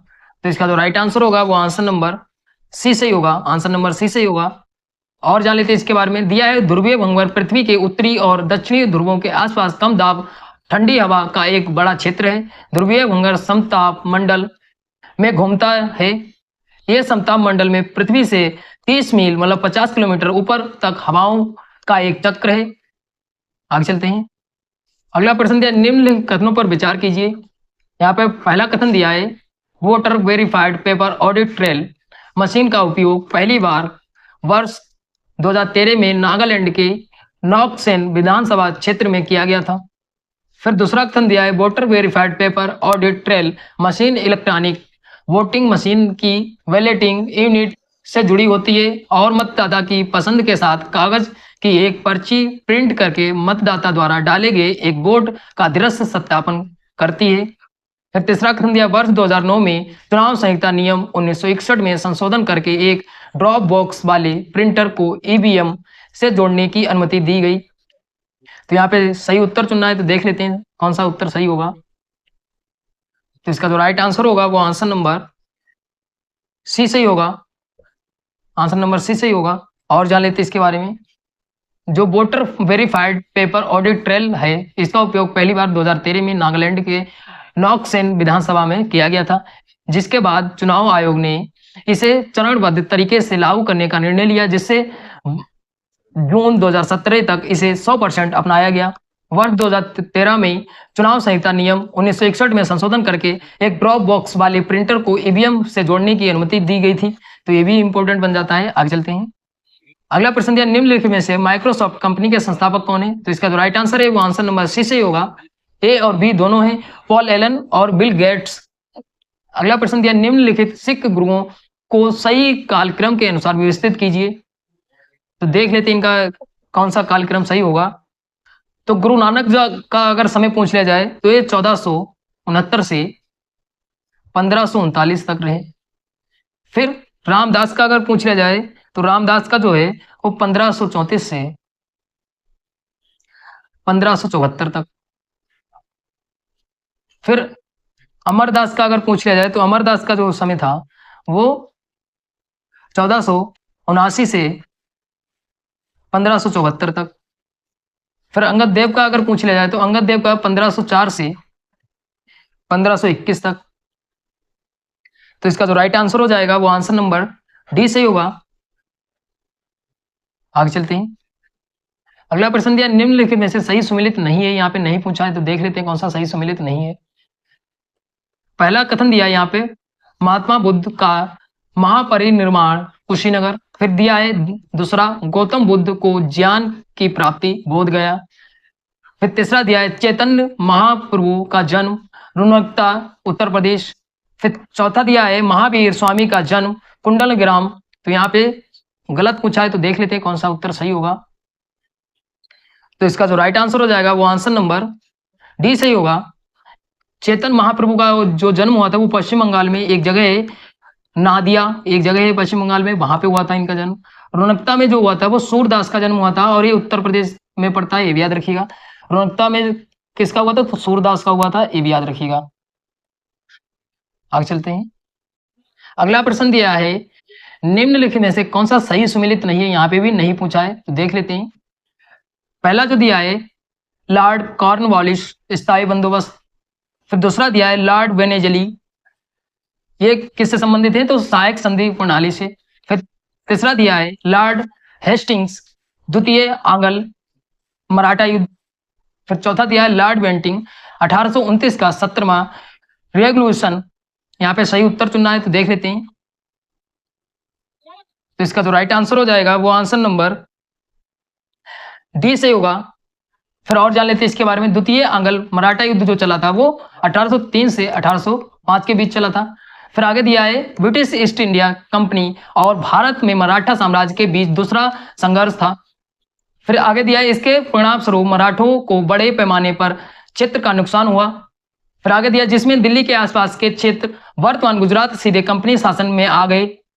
इस समय लॉर्ड वेलेस्ली, इसका कार्यकाल जो था वो कितना था? 1898 से 1805 के बीच था। बंगाल के गवर्नर जनरल थे, ये भी याद रखिएगा। कौन था? तो ये याद रखिएगा इनका नाम। आगे चलते हैं। फिर आगे दिया नीचे दिए गए निम्नलिखित कथनों पर विचार करें। पहला कथन दिया है भारत का 27% क्षेत्रफल पठारी है। फिर दूसरा दिया है भारत का 30% क्षेत्र पर्वतीय है।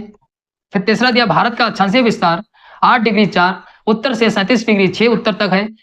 फिर चौथा दिया भारत का 48% क्षेत्रफल मैदानी है। तो यहाँ पे सही उत्तर चुनना है, तो देख लेते हैं सही उत्तर कौन सा होगा।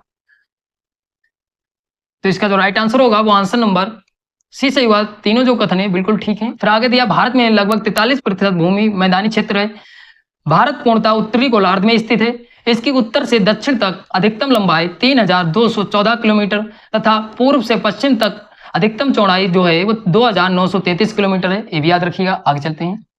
अगला प्रश्न दिया निम्नलिखित में से कौन सा युद्ध सही सुमेलित नहीं है? तो देख लेते हैं कौन सा सही सुमेलित नहीं है। पहला जो युद्ध दिया है अंगबोर की लड़ाई 3 अगस्त 1749। फिर दूसरा दिया है तृतीय आंग्ल मैसूर युद्ध 1780 से 1784। फिर तीसरा दिया है वांडीवास का युद्ध 22 जनवरी 1760। फिर दिया है चौथा घाघरा का युद्ध जो हुआ था वो 6 मई 1529। यहाँ पे सही उत्तर चुनना है, तो देख लेते हैं। तो इसका जो राइट आंसर हो जाएगा वो आंसर नंबर बी सही होगा। केवल 2 जो है वो गलत है, और यहाँ पे गलत ही पूछा था। आगे चलते हैं। अगला प्रश्न दिया निम्नलिखित में से कौन सा सही सुमेलित है? तो यहाँ पे देख लेते हैं कौन सा सही सुमेलित है। तो यहाँ पे प्रथम पंचवर्षीय योजना दी है, तो यहाँ पे इन्होंने बताया कि कृषि को प्राथमिकता दी थी प्रथम पंचवर्षीय योजना ने। फिर यहाँ पे दूसरा दिया है चतुर्थ पंचवर्षीय योजना स्थिरता आत्मनिर्भरता के साथ विकास, इसका लक्ष्य था। फिर तीसरे पे दिया है 5वीं पंचवर्षीय योजना न्यूनतम आवश्यकता कार्यक्रम। यहाँ पे सही उत्तर चुनना है, तो देख लेते हैं सही उत्तर कौन सा होगा। तो इसका जो राइट आंसर हो जाएगा वो आंसर नंबर डी सही हुआ। तीनों जो है वो सही सुमेलित हैं। और जान लेते हैं पंचवर्षीय योजनाओं के बारे में। यहाँ पे दिया है भारत में पहली पंचवर्षीय योजना 1951 से 1956 तक थी। यह योजना हेरोड डोमर मॉडल पर आधारित थी। ये भी पूछा जाता, नाम भी किस पर आधारित थी। फिर आगे दिया गार्डगिल फार्मूले पर आधारित चौथी पंचवर्षीय योजना का जो समय था वो 1969 से 1974 के बीच था। और इसमें क्या था? स्थिरता के साथ विकास आत्मनिर्भरता की दिशा में प्रगति पर केंद्रित थी, ये भी याद रखिएगा। फिर आगे दिया न्यूनतम आवश्यकता कार्यक्रम, जिसको शॉर्ट में MNP 5वीं पंचवर्षीय योजना जो समय है 1974 से 78 तक के पहले वर्ष में पेश किया गया था, ताकि कुछ बुनियादी न्यूनतम जरूरतें प्रदान की जा सकें और लोगों के जीवन स्तर में सुधार किया जा सके। तो इसका ये लक्ष्य था, ये भी याद रखिएगा। आगे चलते हैं। अगला प्रश्न दिया निम्नलिखित में से कौन सा कथन असत्य है? यहाँ पे असत्य मतलब गलत पूछा है, तो देख लेते हैं। यहाँ पे पहला कथन दिया है भारत का सबसे दक्षिणी बिंदु इंदिरा पॉइंट है। फिर दूसरा पॉइंट दिया भारत की कुल समुद्री सीमा की लंबाई 7516.5 किलोमीटर है। फिर तीसरा पॉइंट दिया है पाक जल डमरू मध्य भारत और पाकिस्तान के बीच स्थित है। यहाँ पे सही उत्तर चुनना है, तो देख लेते हैं सही उत्तर कौन सा होगा। तो इसका जो राइट आंसर हो जाएगा वो आंसर नंबर सी सही होगा। यहाँ पे गलत पूछा था और गलत ही यहाँ पे सी ऑप्शन सही होगा। जो पाक जल संधि है वो किसके मध्य स्थित है? तो ये जो है भारत और पाकिस्तान के बीच नहीं है, बल्कि भारत और किसके बीच है? तो श्रीलंका के बीच है, ये भी याद रखिए, श्रीलंका के बीच। अगर पूछ लिया जाए भारत का जो उत्तरी बिंदु कौन सा है, तो इंदिरा कौल है, ये भी याद रखिएगा। आगे चलते हैं। अगला प्रश्न दिया, विटामिन और रोग के निम्नलिखित युग्मों में से कौन से युग्म सुमेलित हैं। यहाँ पे सुमेलित पूछा है, तो देख लेते हैं। तो इसका जो राइट आंसर हो जाएगा वो आंसर नंबर बी सही होगा। 2 और 3 जो है वो सही सुमेलित हैं। जो विटामिन ए है, विटामिन ए की कमी से जो रोग होता है वो रतौंधी रोग होता है, ये भी याद रखिए, रतौंधी रोग। और रिकेटस जो रोग होता है वो विटामिन डी की कमी से होता है, ये भी याद रखिएगा। बाकी विटामिन बी की कमी से बेरी, विटामिन सी की कमी से स्कर्वी, ये बिल्कुल ठीक है। यहाँ पे कथन दिया है भारत की आत्मिकता निधि, कथन 1 दिया है। फिर दूसरा कथन दिया है भारत विधानसभा वाले राज्य केंद्र शासित प्रदेशों की समेकित निधि। फिर तीसरा दिया है राज्यों का सार्वजनिक लेखा। यहाँ पे सही उत्तर चुनना है, तो देख लेते हैं सही उत्तर कौन सा होगा। तो इसका जो राइट आंसर होगा वो आंसर नंबर सी सही होगा। आंसर नंबर सी सही होगा। तीनों जो कथन दिए बिल्कुल ठीक है। और जान लेते हैं इसके बारे में। यहाँ पे दिया भारत का नियंत्रक महालेखा परीक्षक भारत की लेखा परीक्षा संस्था है, जिसे भारत के संविधान के अनुच्छेद 148 के तहत स्थापित किया गया है। उन्हें भारत सरकार राज्य सरकारों की सभी प्राप्तियों व्यय का ऑडिट करने का अधिकार है, जिसमें सरकार द्वारा पर्याप्त रूप से वित्त पोषित स्वायत्त निकायों निगमों की आय भी शामिल है, ये भी याद रखिएगा। आगे चलते हैं। अगला प्रश्न दिया है निम्नलिखित कथनों पर विचार कीजिए। पहला कथन दिया है केंद्रीय खाद्य प्रौद्योगिकी अनुसंधान संस्थान मैसूर में स्थित है। फिर दूसरा कथन दिया है केंद्रीय औषधि शोध संस्थान लखनऊ में स्थित है। फिर तीसरा दिया है केंद्रीय नारियल अनुसंधान संस्थान पणजी गोवा में स्थित है। तो यहाँ पे सही उत्तर चुनना है, तो देख लेते हैं सही उत्तर कौन सा होगा। तो इसका जो राइट आंसर हो जाएगा वो आंसर नंबर बी सही हुआ है। 1 और 2 जो कथन है बिल्कुल ठीक है। जो केंद्रीय नारियल अनुसंधान संस्थान है ये पणजी में नहीं है, बल्कि कहाँ है, तो कासार गोंड में है। और ये कहाँ पड़ता है, तो केरल में पड़ता है, ये भी याद रखिएगा। बाकी जो है वो सही सुमेलित हैं। अगला प्रश्न दिया निम्नलिखित में से कौन सा सही सुमेलित है। यहाँ पे देख लेते हैं कौन सा सही सुमेलित होगा। पहला दिया है टेलीस्कोप की खोज गैलीलियो। फिर दूसरा दिया है परमाणु बम का आविष्कार जे रॉबर्ट ओपेनहाइमर। फिर तीसरा दिया है लेसर का आविष्कार जोनास एडवर्ड साल्क। यहाँ पे सही उत्तर चुनना है, तो देख लेते हैं सही उत्तर कौन सा होगा। तो इसका जो राइट आंसर होगा वो आंसर नंबर बी सही हुआ। 1, 2 जो है वो सही सुमेलित हैं। लेसर का जो आविष्कार किया था ये जोनास ने नहीं किया था, बल्कि किसने किया था, तो थियोडोर मैन ने किया था, ये भी याद रखिएगा। अगर जोनास ने किसका आविष्कार किया था, तो जोनास ने जो किया था वो 1955 में पोलियो की वैक्सीन का आविष्कार किया था, ये भी याद रखिएगा। आगे चलते हैं। अगला प्रश्न दिया निम्नलिखित में से कौन से ब्लॉक पर्वत नहीं है। यहाँ पे नहीं पूछा है, तो देख लेते हैं कौन से नहीं है। तो यहाँ पहला जो पर्वत दिया है कैलिफोर्निया में स्थित सेरा नेवादा। फिर दूसरा दिया है फ्रांस में बोस जेस पर्वत। तो यहाँ पे सही उत्तर चुनना है, तो इसका जो राइट आंसर हो जाएगा वो आंसर नंबर सी सही हुआ। दोनों जो हैं वो ब्लॉक पर्वत के उदाहरण नहीं है, ये भी याद रखिएगा। अगला प्रश्न दिया भारतीय राष्ट्रीय कांग्रेस का लाहौर अधिवेशन 1929 के संबंध में निम्नलिखित कथनों पर विचार कीजिए। पहला कथन दिया यहाँ पे कांग्रेस ने पूर्ण स्वतंत्रता की मांग करते हुए एक प्रस्ताव पारित किया। फिर दूसरा कथन दिया इस सत्र में उग्रवादियों नरमपंथियों के बीच दरार को सुलझा लिया गया। फिर तीसरा कथन दिया इस सत्र में दो राष्ट्रवाद सिद्धांत को खारिज करते हुए एक प्रस्ताव पारित किया गया था। यहाँ पे सही उत्तर चुनना है, तो देख लेते हैं सही उत्तर कौन सा होगा। तो इसका जो राइट आंसर हो जाएगा वो आंसर नंबर ए सही होगा। केवल 1 जो कथन है बिल्कुल ठीक है। और इसके बारे में जान लेते हैं। यहाँ पे दिया भारतीय राष्ट्रीय कांग्रेस के 1916 का लखनऊ अधिवेशन में उग्रवादियों नरमपंथियों के बीच दरार को सुलझा लिया गया था, तो इसलिए कथन नंबर 2 जो है वो गलत हो जाता है। फिर आगे दिया है जिन्ना का दो राष्ट्रीय सिद्धांत मार्च 1940 में सामने आया। आगे चलते हैं। अगला प्रश्न दिया निम्नलिखित कथनों पर विचार कीजिए। पहला कथन दिया है यहाँ पे लोनी नदी कच्छ के रण में गिरती है। फिर दूसरा कथन दिया है पंचगंगा दूधगंगा नर्मदा नदी की सहायक नदियां हैं। फिर तीसरा दिया है सोन नर्मदा नदी का उद्गम अमरकंटक पर्वत श्रृंखला से होता है। तो यहाँ पे सही उत्तर चुनना है, तो देख लेते हैं सही उत्तर कौन सा होगा।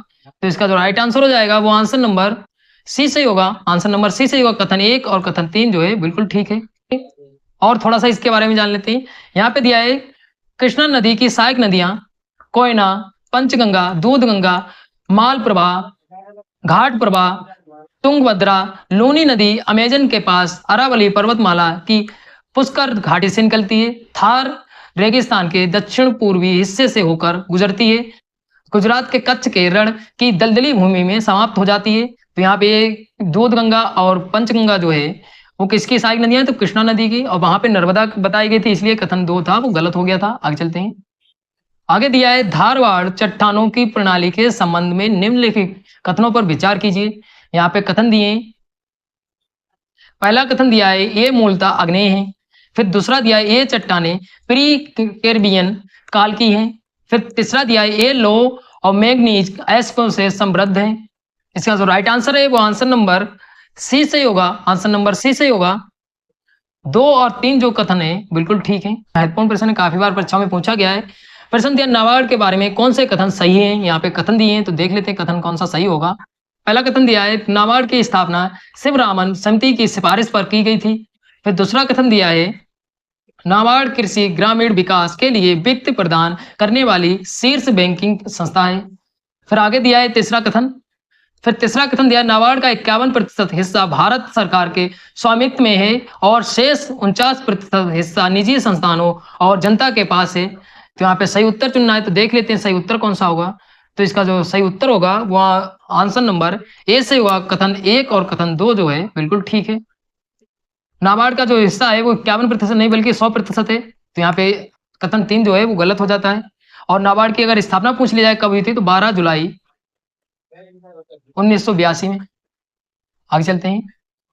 अगला प्रश्न दिया है अशोक के शिलालेखों के बारे में निम्नलिखित में से कौन से कथन सही नहीं है। यहाँ पे नहीं पूछा है तो देख लेते हैं।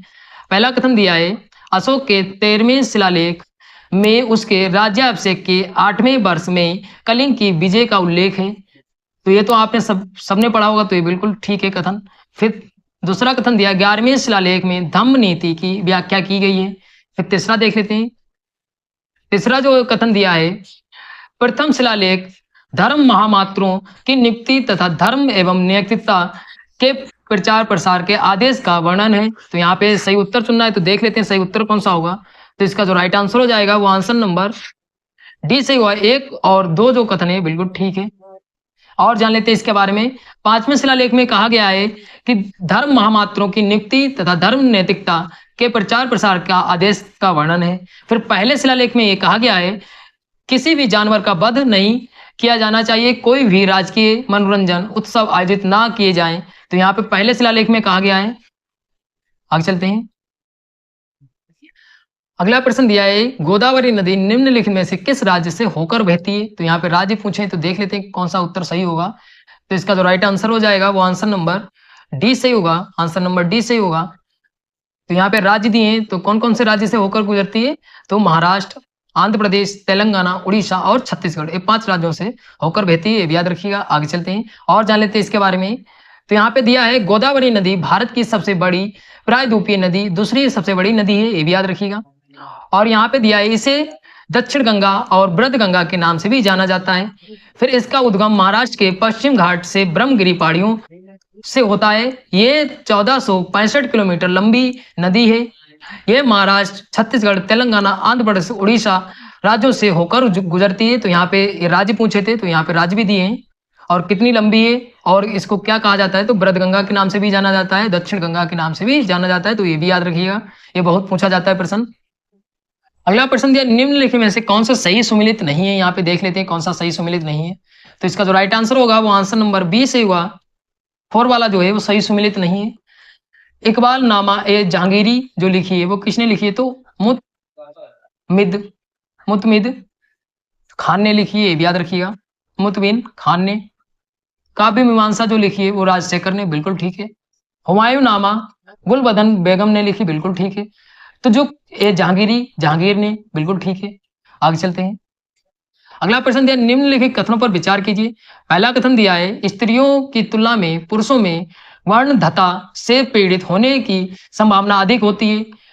फिर दूसरा कथन दिया है पुरुषों में केवल एक एक्स क्रोमोसोम होता है। यहाँ पे सही उत्तर चुनना है तो देख लेते हैं सही उत्तर कौन सा होगा।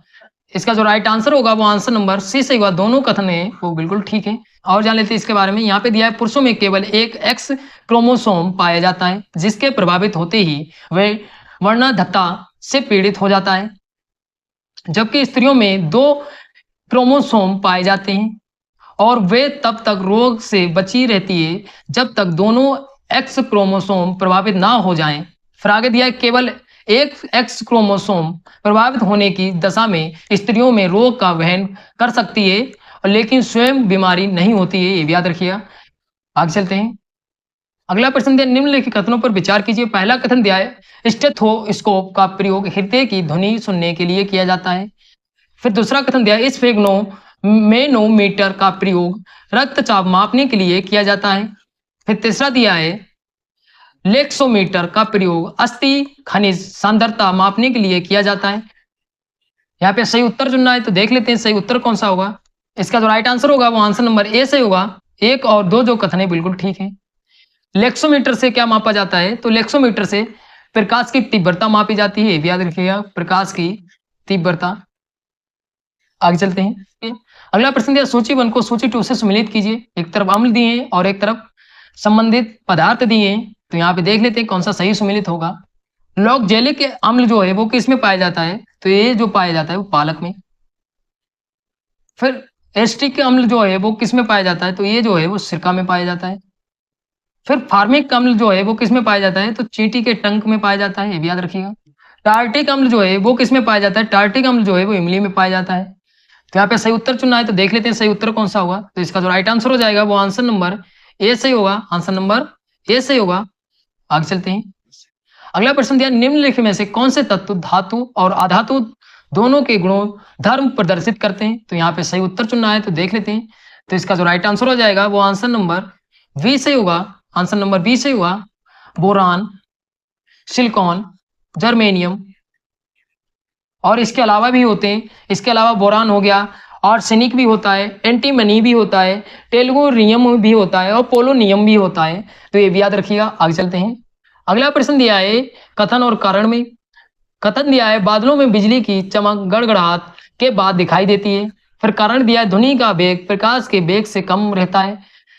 इसका जो राइट आंसर होगा वो आंसर नंबर सी से होगा। ए जो है वो गलत है और आर जो है वो सही है। आगे चलते हैं। अगला प्रश्न दिया, निम्नलिखित कथनों में कौन सा कथन सत्य है, यहाँ पे सही पूछा है कथन, तो देख लेते हैं। यहाँ पे पहला कथन दिया है, महिलाओं में लौह तत्व का विकास पुरुषों की अपेक्षा अधिक होता है। फिर दूसरा दिया है, महिलाओं में लौह तत्व का विकास पुरुषों की अपेक्षा कम होता है। फिर अगला दिया है, लाल रक्त कणिकाएं प्लेहा में उत्पादित होती हैं। फिर अगला दिया है, लाल रक्त कणिकाओं के निर्माण में प्रोटीन सहायक नहीं है।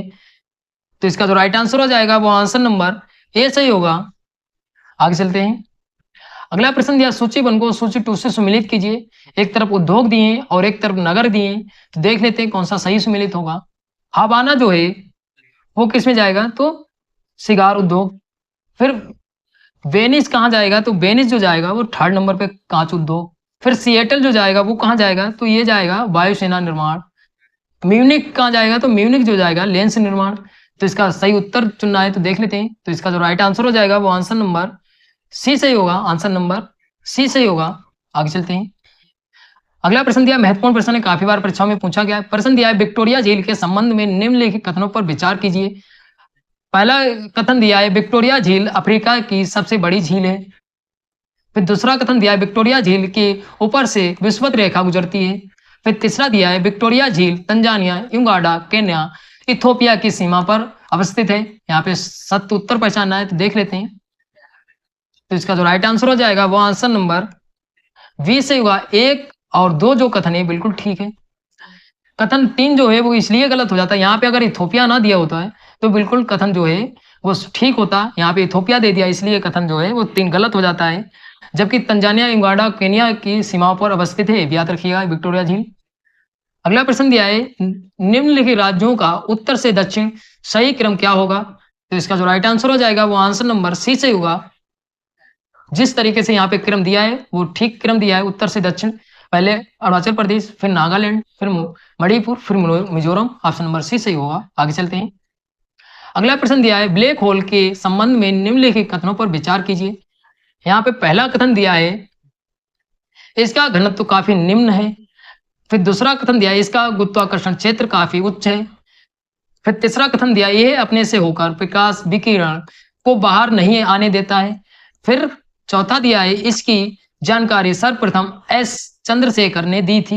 यहाँ पे सही उत्तर पहचानना है तो देख लेते हैं सही उत्तर कौन सा होगा। तो इसका जो राइट आंसर हो जाएगा वो आंसर नंबर वी से हुआ। आंसर नंबर वी से हुआ। 2, 3, 4 जो कथन है बिल्कुल ठीक है। और जान लेते इसके बारे में। यहाँ पे दिया है, ब्लैक होल एक उच्च घनत्व उच्च गुरुत्वाकर्षण का क्षेत्र है, इससे प्रकाश विकिरण भी बाहर नहीं आ पाता। इसकी जानकारी सर्वप्रथम एस चंद्रशेखर ने दी थी। चंद्रशेखर सीमा का निर्धारण किया। इसके योगदान के लिए इन्हें 1983 में भौतिकी का नोबेल पुरस्कार भी मिला था। आगे चलते हैं। अगला प्रश्न दिया है, अग्रलिखित कथनों पर विचार कीजिए। पहला कथन दिया है यहाँ पे, केरल में केवल पूर्व की ओर प्रवाहित होने वाली नदियां हैं। फिर दूसरा कथन दिया है, मध्य प्रदेश में पश्चिम की ओर प्रवाहित होने वाली नदियां नहीं है। यहाँ पे सही उत्तर चुनना है। इसका राइट आंसर होगा वो आंसर नंबर डी से होगा, उपरोक्त में से कोई नहीं। यहाँ पे दिया है, केरल में पेरियार नदी पंबा नदी पश्चिम की ओर प्रवाहित होती हैं। मध्य प्रदेश से निकलने वाली नर्मदा ताप्ती नदी पश्चिम की ओर प्रवाहित होती हुई अरब सागर में गिरती हैं।